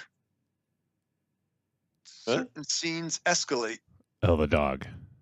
Yeah. A little. Oh. Okay. That's not a Like, little dog. That wasn't a little dog, though. No, it was a big boy. Yeah. It was a big bulldog. Right? Yeah, I think so. It was a very big boy, and holy fuck. No, that Oh wasn't. my God. That wasn't a bulldog. That was a. I don't want to say what. No, it wasn't a mastiff. It was probably. It's pretty. Yeah, it's a big dog, bigger than a bulldog. It's at least a boxer size. You know. Maybe. No, but he's bigger than a boxer, so I don't know what the hell he would be. It almost seemed like he grew in the scene. Yeah, I mean, the way it was shot, anyways, it looked like that, right?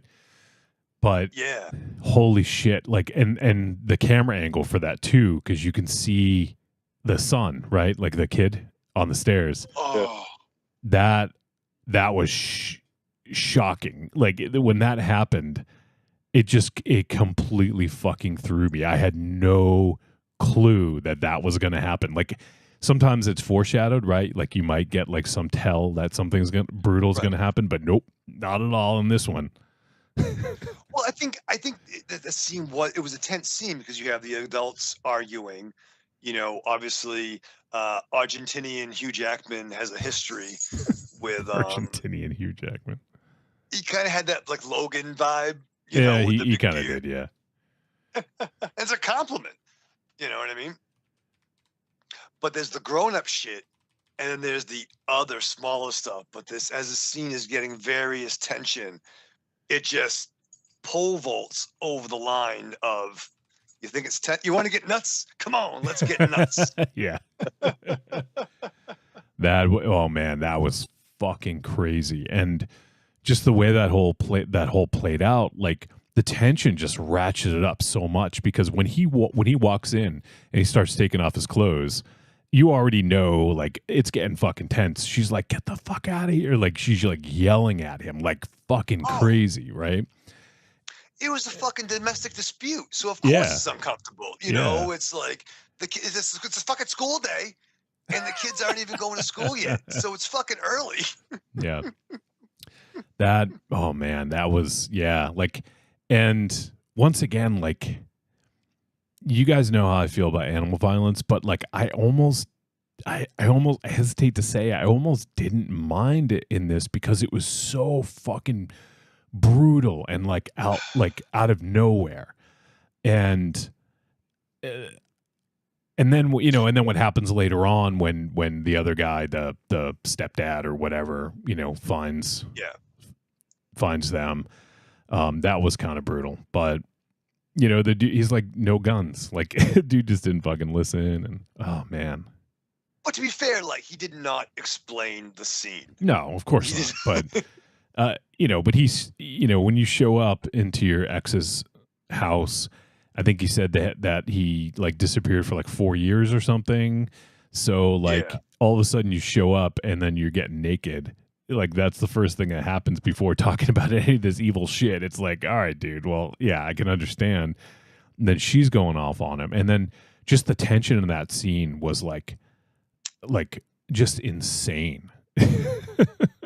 Yeah, I really dug the reactionaries, the reactions that each actor gives to the other in terms of what the hell's going on here. Right. I like the relationship between the brothers. Yeah. I felt that was pretty genuine. And as things start getting more and more crazy, they start getting more and more crazy towards each other. But they're trying to hatch out a plan to figure out what to do.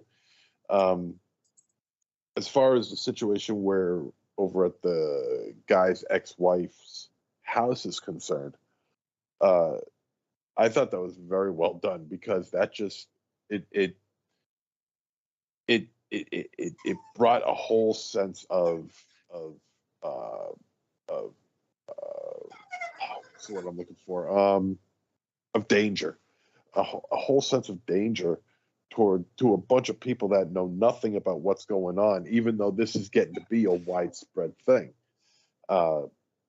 So you kind of reliving the whole situation twice, once at the beginning of the film and then here now with the ex-wife, and the way they're treated to the reality of that is absolutely vicious.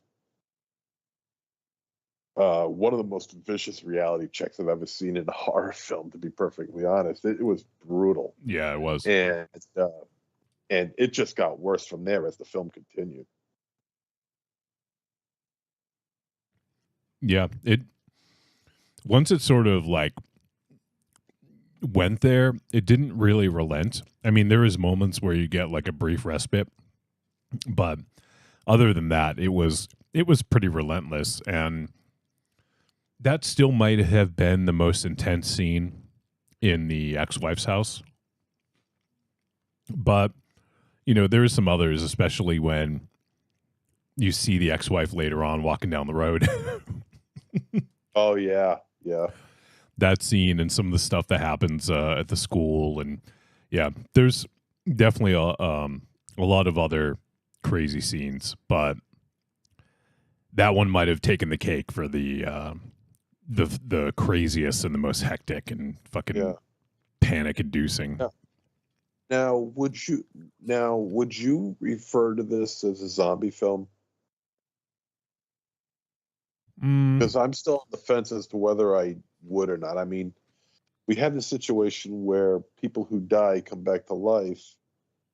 I wouldn't. But it's not just people. You know, it's animals as well, and they attack other people. And there is some instances of eating, but they don't all do that. Yeah, I wouldn't consider it a zombie movie.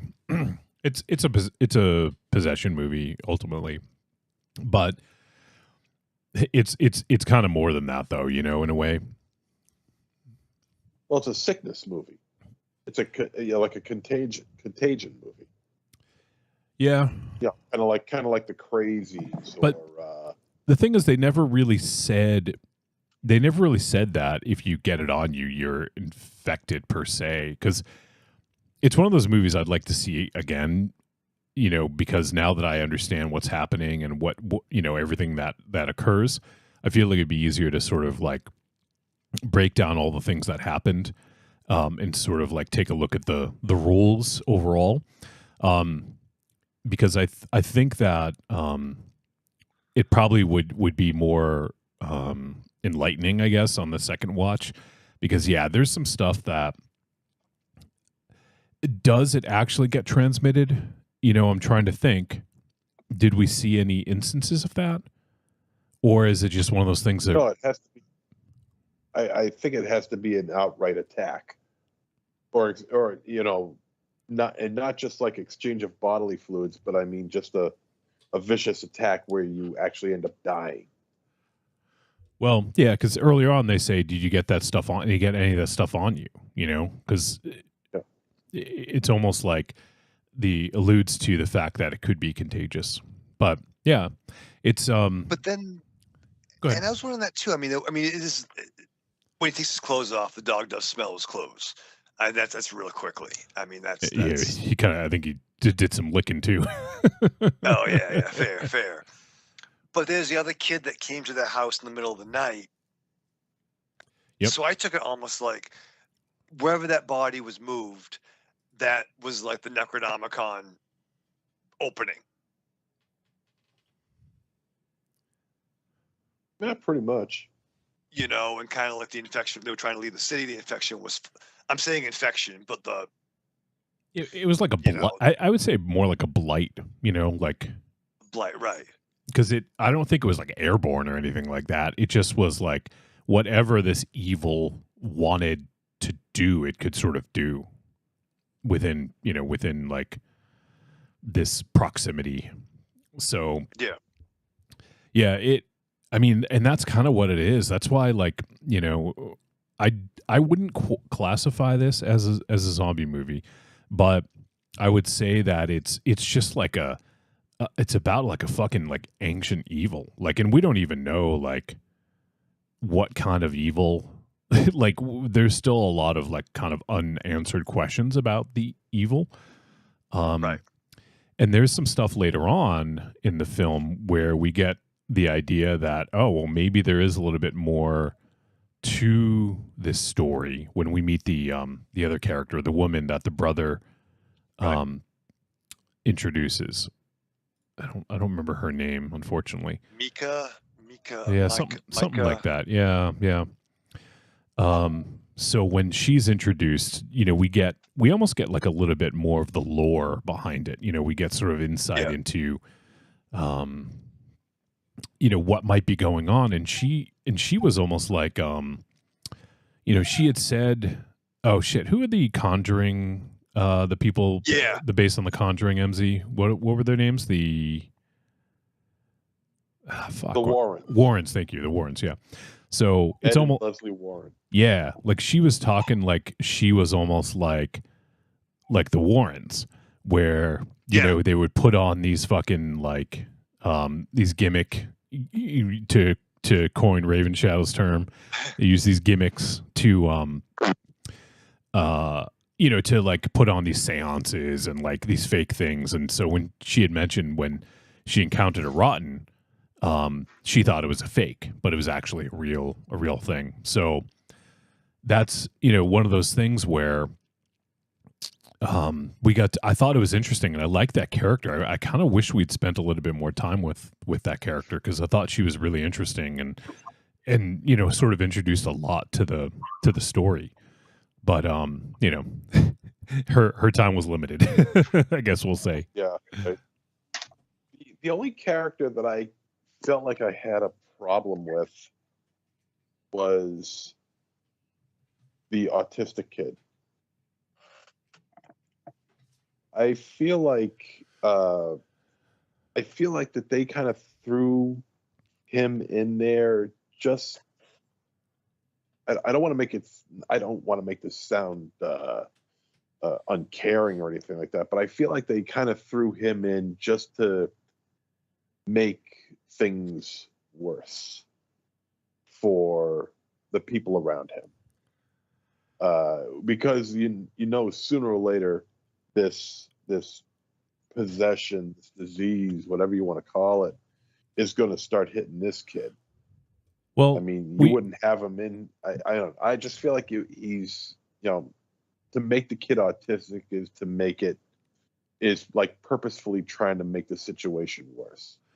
Well, I mean, we already kind of talked about that a little bit. I thought it was actually, I don't think it was exploitive as much as it was actually kind of a interesting little thing, because the way they described how he might or might not be possessed was sort of an interesting point about it, you know, like, and gave some more insight into this evil. So I thought that was actually pretty kind of a cool idea. Right. I mean, like you could argue that what was it? Silver Bullet. You know, Corey Haim being in the wheelchair. Handicapped. Yeah. You know, I mean, I mean, it's different. It's not but, like to like. It's not a like to like comparison. Right. But a child in peril is still a child in peril. But you throw this element to it, and it's something that we really haven't seen. But he was almost like, you could say that he was almost like, I hate to say like an antidote for evil, because it's not, but he was like, just a wrinkle. Just a wrinkle in understanding the evil, I guess. But yeah, I don't know. I thought it was an interesting sort of inclusion to have that character.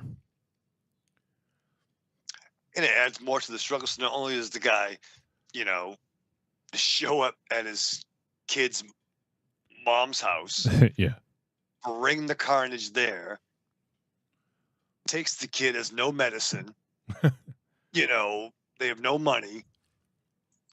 He went to get his mama, but still, like, what the fuck? What was that ice cream he liked? Something apple something. It was an apple ice cream. Yeah. Which is maybe it's going to be a Brazilian thing or Argentinian thing. Sounds good to me. Really heard of that? Yeah. Sounds good though. I mean, because apple pie and vanilla ice cream, right? Those go perfect. So I could see some apple ice cream or something. But yeah, and I'm trying to think of some of the other scenes in this. So yeah, there's the scene, and then they also get the brother's mother involved to kind of help with the kids and stuff like that. And so that scene where she was sleeping was also fucking creepy. Oh my Lord. That was well even done. The phone. I was thinking the phone call. Yeah. Yep. The phone call. You gave me a broken son. Yeah. Cheated on you, like, oh my Lord. Like, yeah, it was pretty brutal. But that's kind of showed what the evil sort of fed on, and I thought that's not a new wrinkle, but I thought that was interesting, and how they had to make their plans based on, what the demon sort of feeds on, I like that inclusion of it. So once again, just kind of a neat little element to it. Let's see. The end. I have questions about the end. I'm not gonna, obviously don't want to spoil anything, but that the school scene was well done, but there is definitely some questions there that I have. I guess I understand most of it, like with the limestone and all that, but Corny just brought up an interesting point. He said, I thought the phone call is how they found them. That would make sense, right? Technology. Yeah. To a point, but there's also a history there too of the brother and this woman. It's true. Yeah. So I mean if the evil knows what will hurt you. Yeah. By saying certain things, it would also know, where you might go. And I'm sure the wife knew the history of the brother and the woman. The Sabrina, I think. What was it? Was that it? Sabrina was the wife, but I thought that's who you were talking about. I gotcha. Okay. Mother. But I would think she would know the connection to the Warren woman. I'm calling her the Warren woman, but Mika or something like that. Mika. Yeah. And that scene was very powerful. Yeah. Let's just say there's a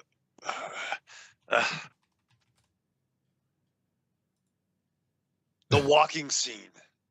Oh yeah. We sort of we might have brought that up when you were away, but that scene was also one of those fucking brutal scenes. Oh my God.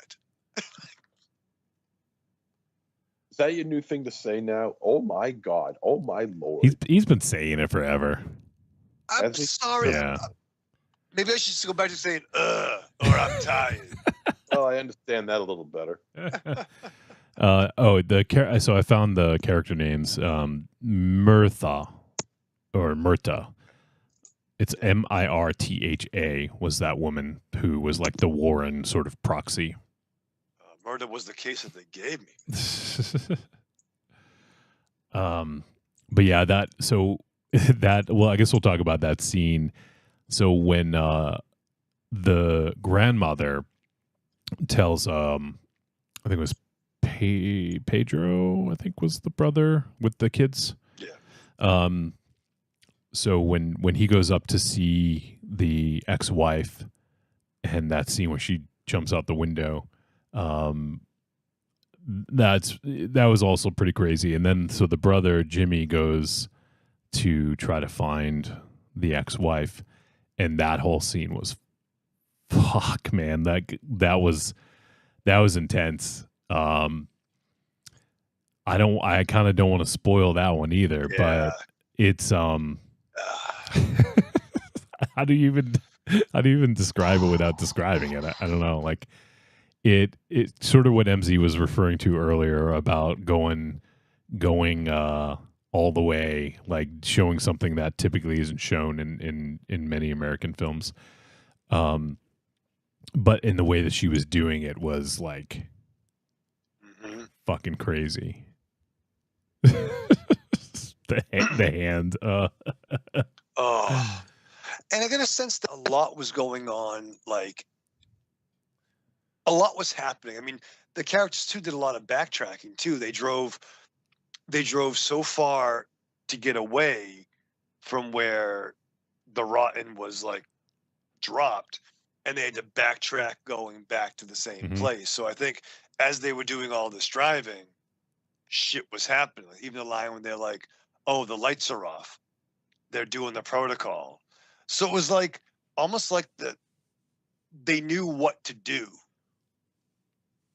Like the Denzines of the town knew how to at least try to combat this threat. Yeah. Do you know what I mean? It seems like some people had some knowledge about it. Some more than others, obviously. And I did like how the cops, you know, they left. I like Oh, cops didn't give a fuck. didn't give a fuck. But there's also the idea that maybe, not to say that the cops were in on it, but like there's always the sort of like conspiracy angle of like they were very nonchalant about it. Like, you know, they're like, call the mayor, you know? So Well, they were like, "What'd you do?" They were more like to him, like, "What'd you do?" And then when he runs away, like, let's get out of here. Yeah. That basically, I mean, then you can't say that exactly comic fodder because the situation here is serious and it's being treated serious, and the way it's being presented to the cops is serious. But I can't help but think that they were some sort of. I don't want to say that they were in on it. I feel like they're like a sort of a comedy relief, but they're also, you know, I feel like they're just the kind of cops that they're not going to believe anybody until it's too late, which pretty much makes them the most realistic cops probably in film history.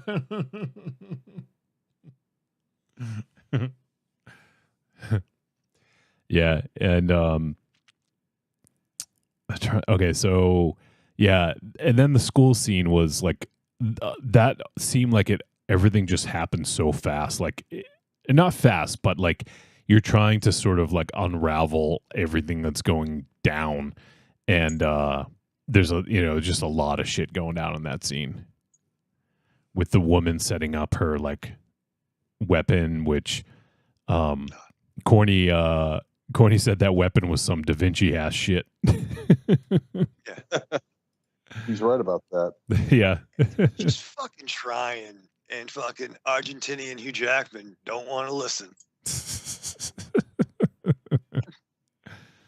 Should he have put out the claws, Raven Channel?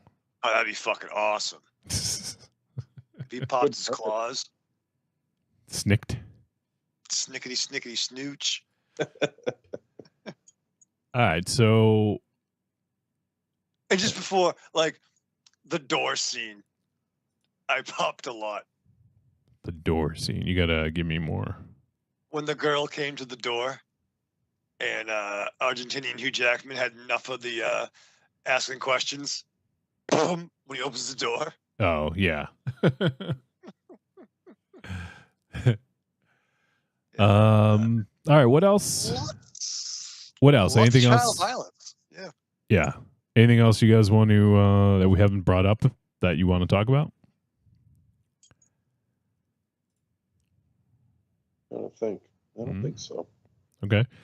I think we talked about a lot of the the violence and just the straight up gore. I'm trying to think of what my favorite would be. It's tough. But your favorite what would be? Just violent scene, like death. Oh, okay. All right. Also like the one with the stepdad, like the when the mom remarried, like that guy, like when the way that all played out when he comes back in the truck, that was like just sudden, and like the daughter was like, when daddy comes back, blah blah blah, like and then because you think it's the dad, like the actual, like the brother Pedro, and then you find out it's not that dad, it's the other dad, and then what happens like, yeah, that whole scene was fucking nuts. But I don't know, like there's just like I would say maybe the axe scene still might be most memorable, or one of the most memorable in this. But yeah, I mean, you can make an argument for a couple of the others, I think. Yeah, the dog scene. Yeah. Oh, Jesus Christ. Wow. Jesus Christ. That total insanity. It really is. Because it wasn't because that it just happened, but also, and that they shot it, but the camera was on it for a while. Yeah. And it kept going. Yeah. Yeah. It just kept on going. And it was only for a few seconds, but it felt like forever. Yeah.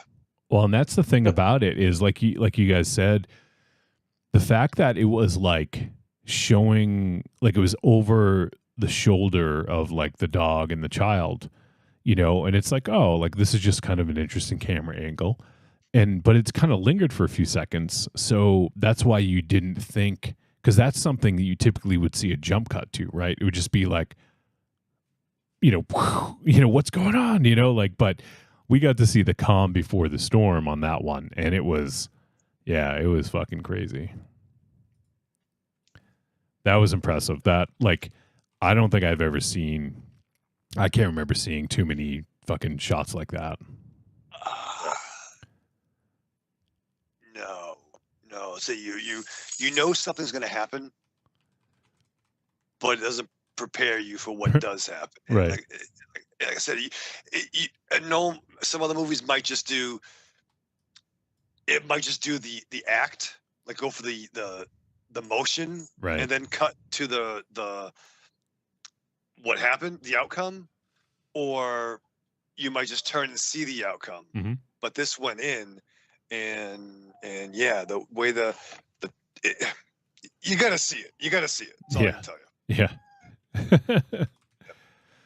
All right. Well, I think we covered most of it here. There's a lot more we could probably talk about, but it's just one of those ones that, I mean, you gotta see for yourself, I think, So, all right. Well, without any further delay, let's go ahead and go to the verdict on this one. Trick or treat, baby. I wonder if people would say you're a trick or a treat. Trick or treat, motherfucker. All right, it is verdict time. We're going to let you know whether When Evil Lurks was a trick or a treat. And any final thoughts? Let's start with MZ. for a film that's all about possession, disease, or whatever you want to call it, it's usually possession, but there's a lot to unload here. A lot more than what you would normally expect. A lot of rules that are in place really don't have much of an explanation. The characters are very well fleshed out. The performances are good. But again, the story does tend to have a little bit too much going for it, or in it, I should say. There's a lot of steak, but there's a lot more sizzle going on, if you catch my drift. That's not to say this is a bad movie. This is a very good movie, and I'd be happy to watch it again. It's violent, it's ugly.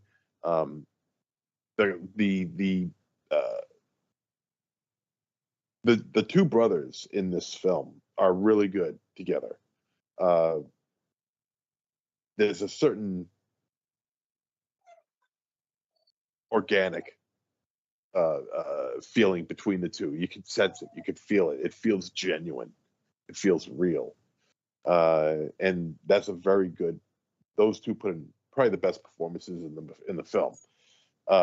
The cleaner is very good, very knowledgeable, and very believable. The way she handles herself and how she tells these guys what to do and how to do it, and make sure they do it exactly the way it should be done. Whether they do it or not, it's completely up to them. Then again, if they didn't do it, then we really wouldn't have that much of a movie. But it's got a good story, good violence, great attacks. It's interesting. It's too interesting to be boring. And there's a certain originality to this that's to be appreciated. I did like this. I'm not too sure how I feel about the runtime. I think maybe 100 minutes. I think you could trim this down maybe 7 minutes, 7 or 8 minutes. But other than that, I mean, this is a good flick. It's a solid flick. Like I said, I'll watch it again. I'll probably watch it again this weekend. So yeah, this is a treat. This is a good movie. All right, Raven Shell, you want to give yours real quick? Yeah. So, it's not fun. This is not a fun movie. But I was really along for the ride. I like the mythology they created. I think there's still some questions about it, but I would like to see it explored. And we only saw a handful of characters experience. I think it does have a little bit of an Evil Dead vibe, in the sense of the way the monster or the demons will like manipulate and push buttons. Not that Evil Dead has a monopoly on that, but that kind of came to mind. But great gore, lot of deaths. Nobody is safe. I'd like to talk about the ending, but I know we can't. But I really enjoyed this, and check it out. Great gore, and I have to take Ollie out, so I'll be back as soon as I can. And this is a super gory Argentinian treat. Well, Ollie has told us what he thinks about the movie. All right, so let's see. For me, yeah, this is a treat for sure.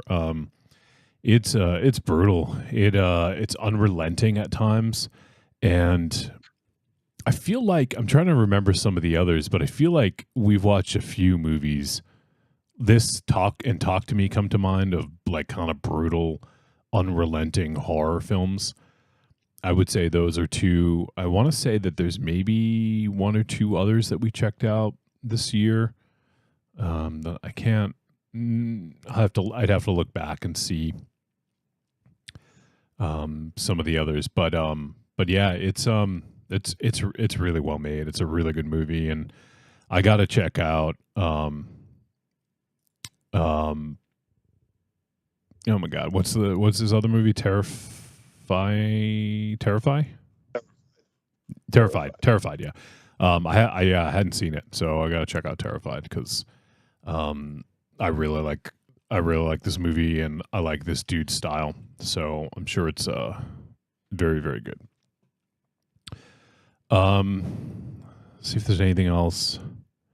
But yeah, it is there's not like a whole lot of like hope and like sunshine and butterflies in this one.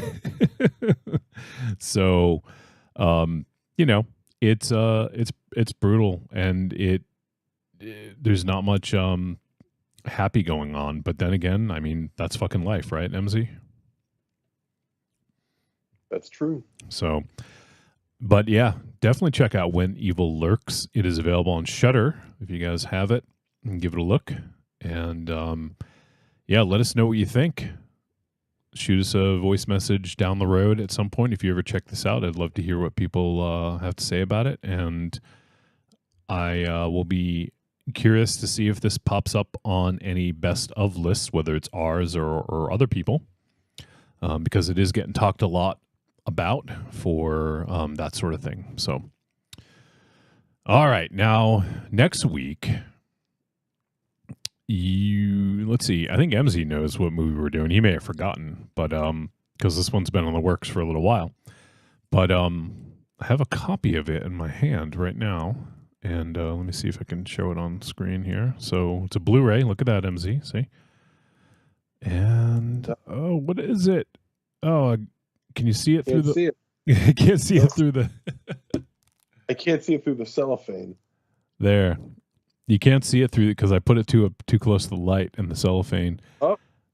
Anyways, it is Lion Girl, the latest film from Kurando Mitsutake, motherfucking Lion Girl. I got a physical copy, screener copy. So I appreciate the folks over at Cleopatra, and also for I'm sure Kurando had something to do with that too. But let me see. I have some information about this. So it will be hitting digital Blu-ray on November 17th. So it'll be on VOD and Blu-ray on November 7th. I'm sorry, not the 17th. And that's Tuesday, November 7th. So it'll be dropping in a few days from the recording of this episode. And I hope a lot of you check it out. And and I'd love to get some folks to call in with their thoughts about it. And Lion Girl is based on the manga by Go Nagai, and I'm not familiar with it, but I know Kurando was very excited about getting to make this. And so it stars Derek Mears, Damian Raven, and Tori Griffith. And yeah, there you go. I mean, it's our boy Kurando, and it's his latest film, and I can't wait to see it. So we'll be doing that next week. And then I have to verify, but we talked about this a little while ago, but Kurando will also be coming on the show the week after. So unless there's some scheduling conflict, and it happens to be at a later time, but he will be coming on the show again to talk about Lion Girl. I wanted to make sure that we had a chance to see it first. So we will be watching it next week, and then hopefully if schedules work out, we'll have Kurando on the next week, and he will come on to talk about Lion Girl. Tell us all the dirt. Tell us about the production and all that. So can't wait to check the movie out. Can't wait to talk to Kurando. Everyone go out there, watch Lion Girl. Get it on Blu-ray. Get it on digital, however you want. It'll be available, like I said, on Tuesday, November 7th, in just a few days from this. So can't wait. Yeah, He probably forgot anyways. So yeah, there you have it. Let's see here. So we got a couple voice messages, and we have a video message. So let me get these queued up, and maybe I'll do a voice message first, since those are pretty much good to go. Let me see here. All right. So yeah, why don't we do that? Let's check in with Evil Corny, and I'm curious to get his take on this film. So let's see what Evil Corny has to say about When Evil Lurks. Hey guys, I'm going to give Where Evil Lurks a treat. I really enjoyed this film. I actually saw it in theaters a couple weeks ago, and I was like the only person in the theater, and I was kind of glad for that when I got deep into it, because there was a couple times I might have audibly like shrieked, and yes, there also like jumped out of my damn skin, so it was some real physical stuff happening, because there are a couple incidents in this film that caught me completely off guard. Well, one of them that happens inside that house with man's best friend, I kind of saw where that was going, but when that went down, it still scared the shit out of me. Oh, yeah. I think it's an interesting film because they don't really go into too many details on, like, the people that were supposed to have been there to hunt the demon. It seemed like some kind of steampunk or, kind of, I don't know, kind of primitive way that they were supposed to be fighting it, because that the instrument they were using kind of reminded me of a bit of a compass or something, but just real weird. They don't go in details about how that item worked, but that tool worked, and we never get to see it in action. So I thought that was kind of interesting. But this whole film had a tone to it that was real bleak. I really enjoyed it though. Yeah. Also, last week's film, because of the shooting last week, I wasn't really in the mood to like give my thoughts on Night of the Haunted, but I really enjoyed the film. I just hate that type of thing could occur to somebody, or there's people out there that, are just that, I guess depraved to where they would hold somebody hostage like that. But I really enjoyed the film, and the main actress in there, I kind of want to see her in more things. You all have a good one. Evil Corny out. What up, Raven Shadow? And he's not even here. Typical, right? Yep. All right, Corny. Well, I'm glad you dug it, and I'm glad you got to see it in an empty theater, so people didn't hear you gasping. And yeah, it's envious when that happens. Yeah, it's pretty crazy movie, and probably pretty crazy to see it in the theater as well. So. All right, so let's see here. What do we got? All right. We have a video. So let me just first. So the video is a little on the long side of things. I'm going to try. I pulled up the transcript because I guess YouTube allows you to do that now. So I'm just going to apologize up front to Casual Noob, and I'm going to jump into the actual film discussion part here. And I'm going to kind of keep a look in the transcript because I want to make sure there's no spoilers in there as well. But so Casual Noob, love the video content. I always love being able to put that on here. I have one small request, and I love hearing your thoughts on films.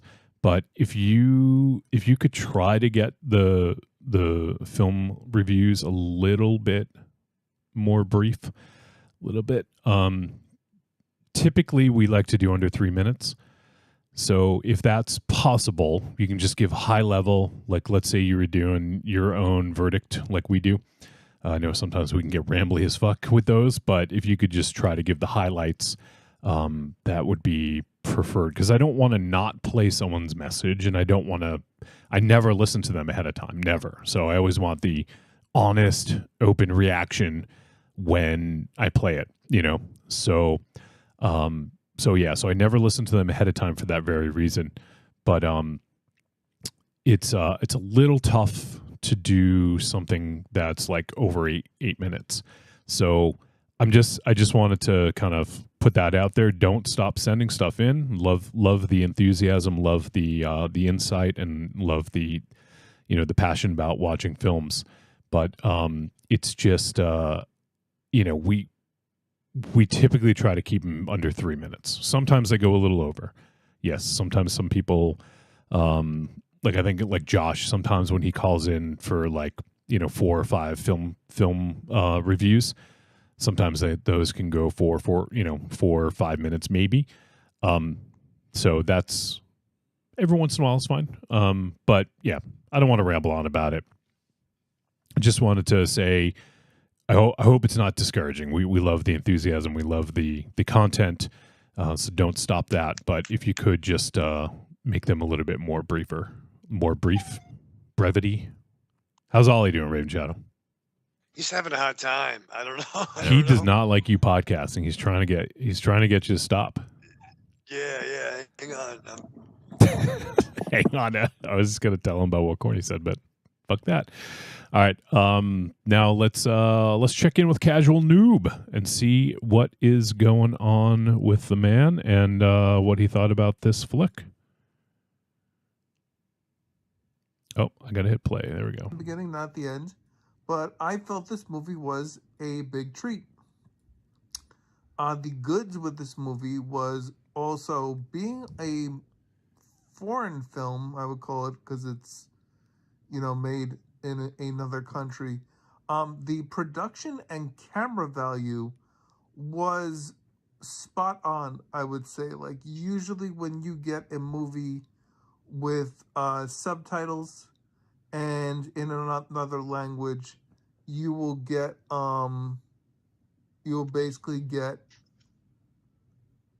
not the best camera quality of shooting. So I guess that's cinematography, whatever you want to call it. Very good. Really helped in the movie because the story in this movie, basically you're dealing with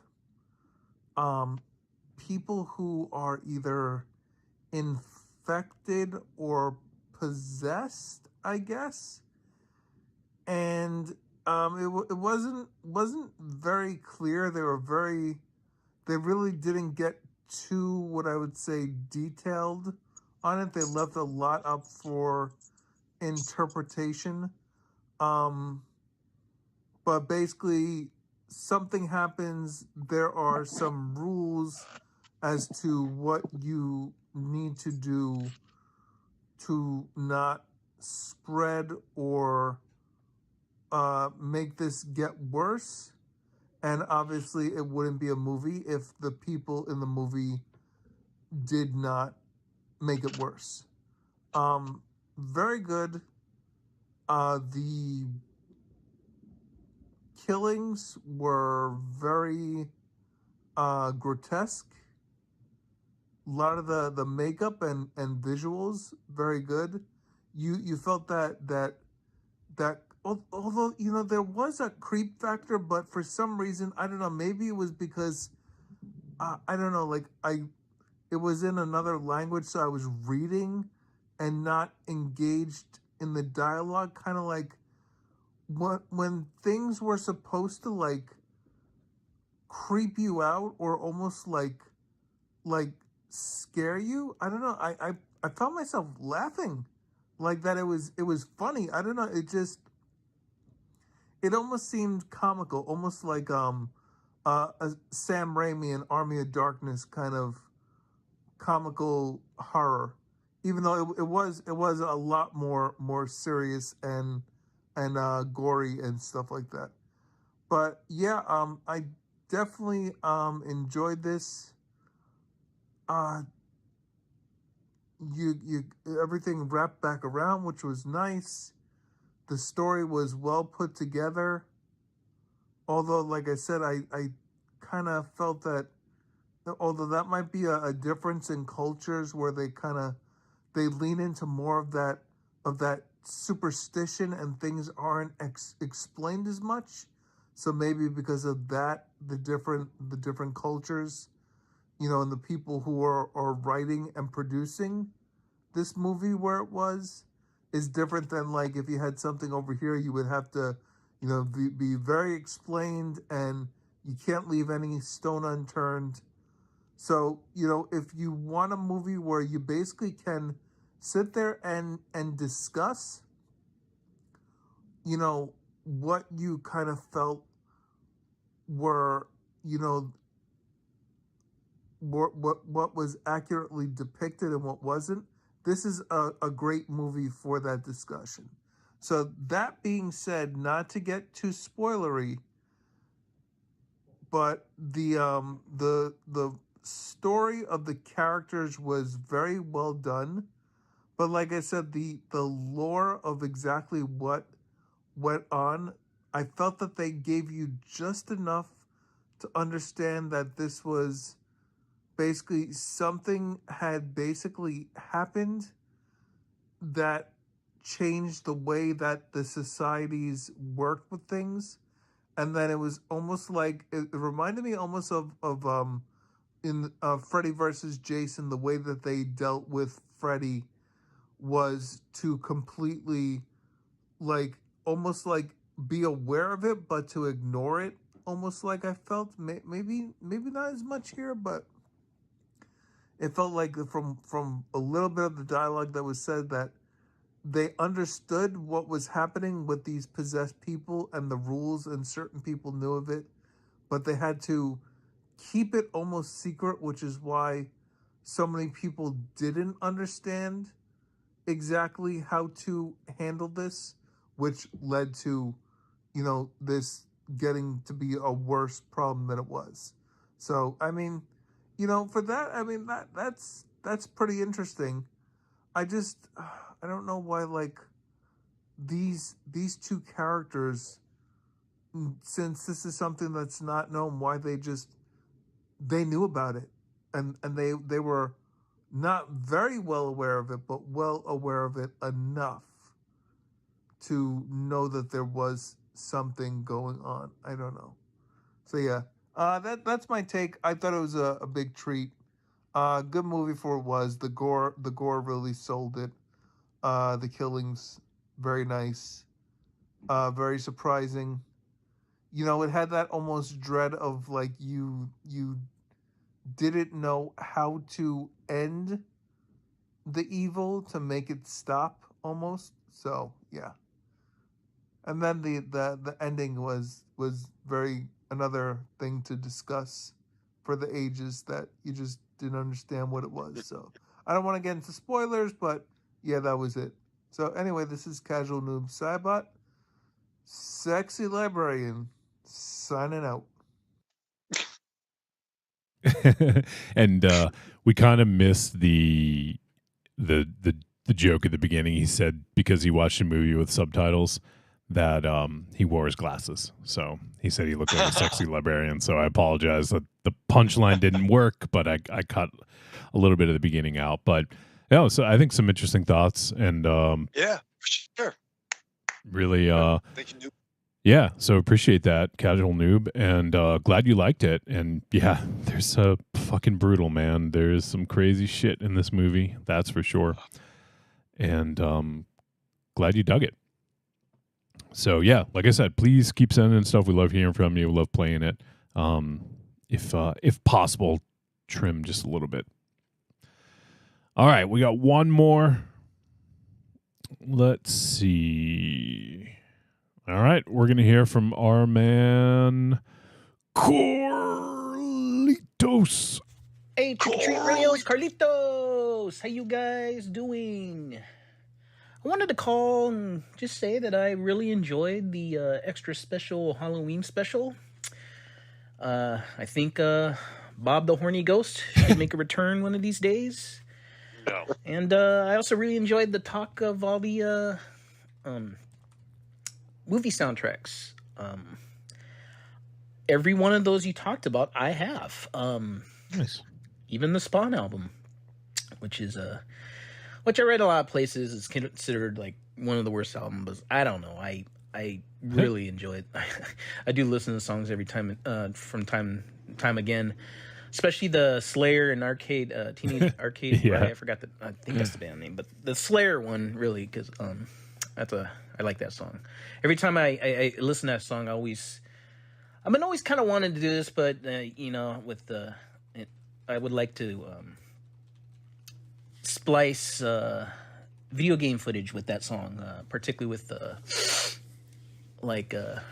zombie games with a lot of violence in it. Kind of in tune with that song. But how am I going to distribute it without getting flagged or tagged? So. Also, it takes a lot of time. But yeah, I always think of doing something like that when I hear that song. But you guys forgot to mention one album that was huge in the 90s.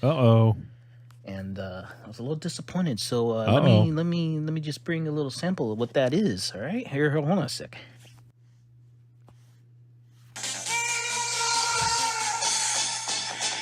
Yeah. Oh. Yeah. Uh-huh. Fight. Yeah. Yeah. Go. Go. Go. Go. Yeah, that one. Yeah. The Mortal Kombat soundtrack. Yeah, I know it started to talk about the horror themed soundtracks, but it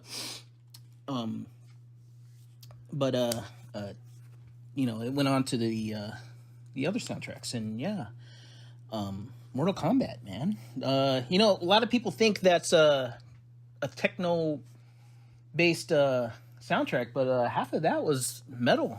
Yeah, he's right. Yep. Had Napalm Death on it. Had Typo Negative, Fear Factory. I can't remember who else. I have Geezer. I gotta find my big old book of CDs I got stashed away somewhere. But yeah. Anyway, another one you guys missed was The Matrix. That was a good one too. I think that's it, man. Yeah, Judgment Night rules, man. I love that. I love that. Yeah, dude. Yeah. That's it, guys. Yeah. As for the movie you guys are reviewing tonight, I've been hearing a lot of good buzz about it, so I'll probably check it out this weekend. Hopefully you guys like it. My friend, ex-wrestler, action figure reviewer extraordinaire, really repping on it. So I think I'll check it out. Yeah. So, yeah, guys, that's it. I'll talk to you later, guys, and I'll see myself out. Bye. Yeah, boy. Yeah, Carlitos. All right, so Mortal Kombat. Yeah, that was a pretty pretty big one. Granted, we did get off of the horror tip and started getting to other stuff, but yeah, that was a really good one. I'm looking at it now. George Clinton. It's not the George Clinton, though. That's the funny thing. It's George S. Clinton, who is a composer. Gravity Kills, KMFDM, Psychosonic, Tracy Lords. I forgot she was on that. Orbital, Utah Saints, Geezer Butler from Black Sabbath. Yeah. Yep. Yeah. Fear Factory, Sister Machine Gun, Typo Negative, Bile, Napalm Death, Mother's Day Out, The Immortals, and George S. Clinton featuring Buckethead. Fucking A, Buckethead. So that was a good one. What was the Matrix? Yeah, like that. Also, the Matrix soundtracks I thought were really good, especially they did even the what was that? The Animatrix. I haven't dug that soundtrack. It was some good stuff on that. So yeah, those are good polls for talking about really good. That was like the heyday of the soundtrack. It started in like the late 80s and like went all the way through the 90s. And then I feel like kind of maybe lost its way in the 2000s. And now just things are different. Like it's not about buying albums. It's about just streaming shit, and making playlists or whatever. So I feel like that's kind of lost now. So Right. the album isn't as important as it once was, which, in a way is unfortunate. It wasn't that synergy too. Yeah. What I mean? I remember buying, all the Reservoir Dogs soundtrack, Pulp Fiction soundtrack, Clerks and Mallrats, because they have samples of the movie. Yeah, that's the only way you could get It samples. was a novelty back then. They didn't really do it that, but now they do it all the time. Raven Chow, you should start a band called the Reservoir Dudes. How about Reservoir Droogs? There you go. We'll just like the Alex and Delage. Yep. Delage, yeah. So Raven Shadow, what movie are we doing next week?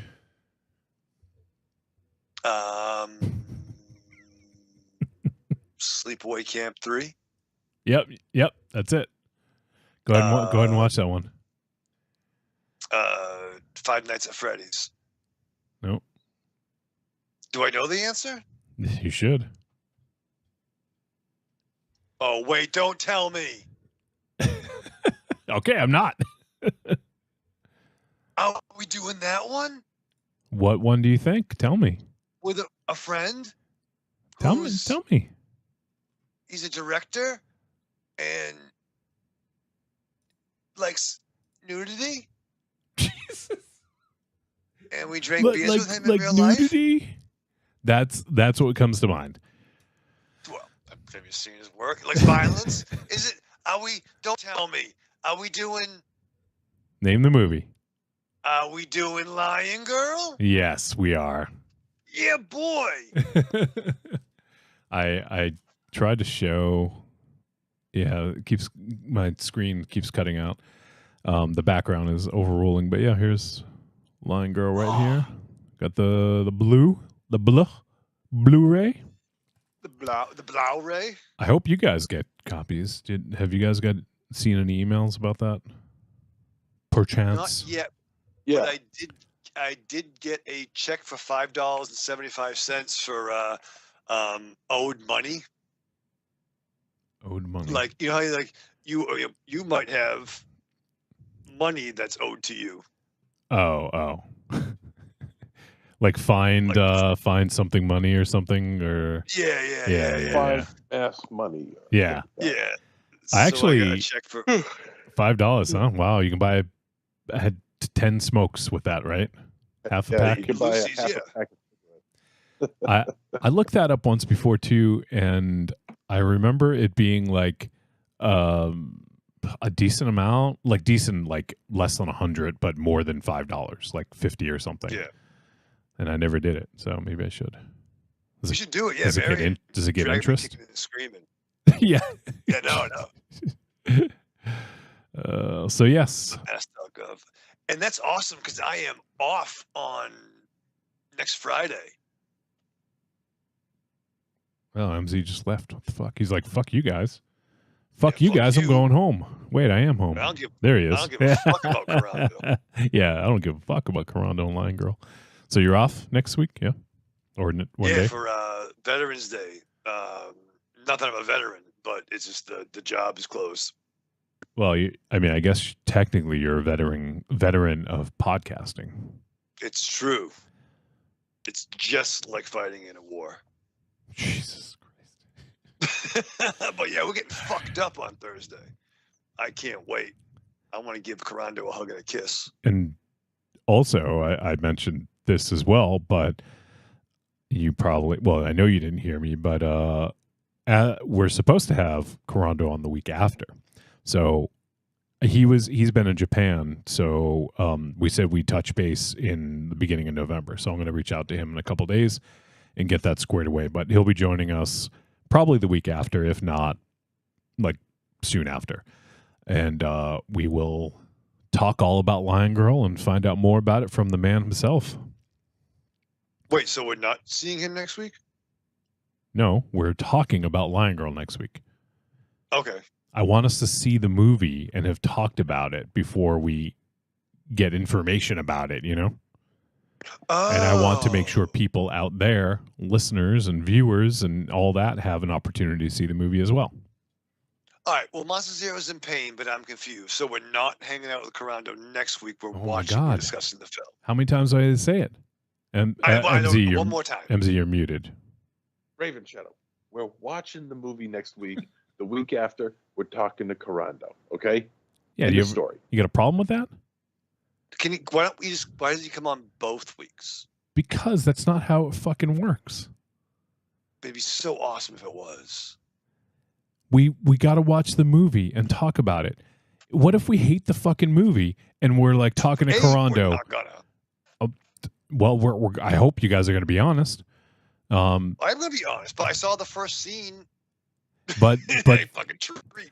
But Well, you know, picture. like it's a little overkill. I never want, like, I'm trying to remember. I don't know if we've ever done this. I never want to talk to the director of the movie we just reviewed. You know. Fair. On the same episode, because it's just give people an opportunity to digest it and to check it out and all that, and give us like our time to like talk about it. I don't want to have to rush through the review and, you know, or whatever and try to get to an interview. And I don't know. On your podcast, Raven Shadow, that you produce, you can go ahead and do that anytime you want. All right. Yo, that's why my podcast is. Which one? The one that won one episode. You guys didn't pod fade. You fucking pod reversed. We say we pod ghosted. Yeah, we pod. Yeah. You apparently left your buttholes open. Don't tell Bob. Bob the horny ghost fucking found you. Yeah. Get off that tip. All right, let's wrap it up because next week, big week, Lion Girl, and yeah, can't wait to check that out. Fucking can't wait, dude. I am so fucking excited. Wow, you're gonna go off like a water wiggle. I can feel it. I am. I'm gonna fucking. You don't even fucking know. I'm just gonna get a pizza, eat it, watch Lion Girl in bed with a pizza in my fucking lap, and. With black olives. With black olives. All right. Let's wrap it up. MZ, what do you got to say? All right. Oh, arrivederci, douchebags. All right, Raven Shadow. Live fast, love hard, die with your mask on. Still, what was my thing last? What did I say on Monday?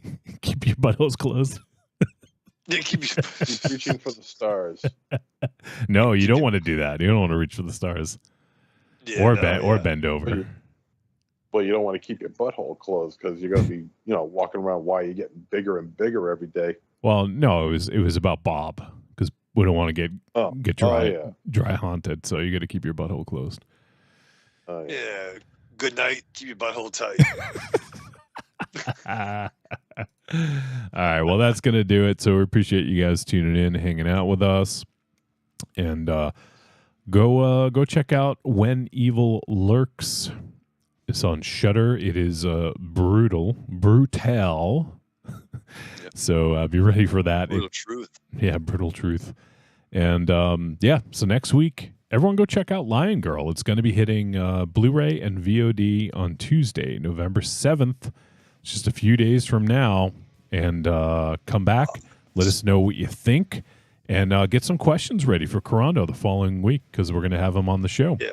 So, yeah, hope we hear from a lot of our listeners next week about Lion Girl. I'm super excited to check it out. Definitely one of the highlights of the year. Waiting for this movie. I know we've all been waiting for it for a while. So, I think Corando mentioned it one time when we were doing a show from the old Castle Wolfenstein. I think he mentioned that he got like the rights to Lion Girl or something like that. And he said it was like a Japanese manga. Yeah. Yeah, yeah. I think it's Does, I think it's Go Nagai. Oh, Nagai. Yeah, yeah. I'm sorry. I'm Gaijin. Yes, you are very much. I'm remarkably Gaijin. All right. I wonder if that's why he has me on Messenger as Gaijin. Probably Gaijin Shadow. Michael Gaijin Shadow. All right. Well, that's gonna do it. So thanks for tuning in, and we'll see you guys next week. Check out Line Girl.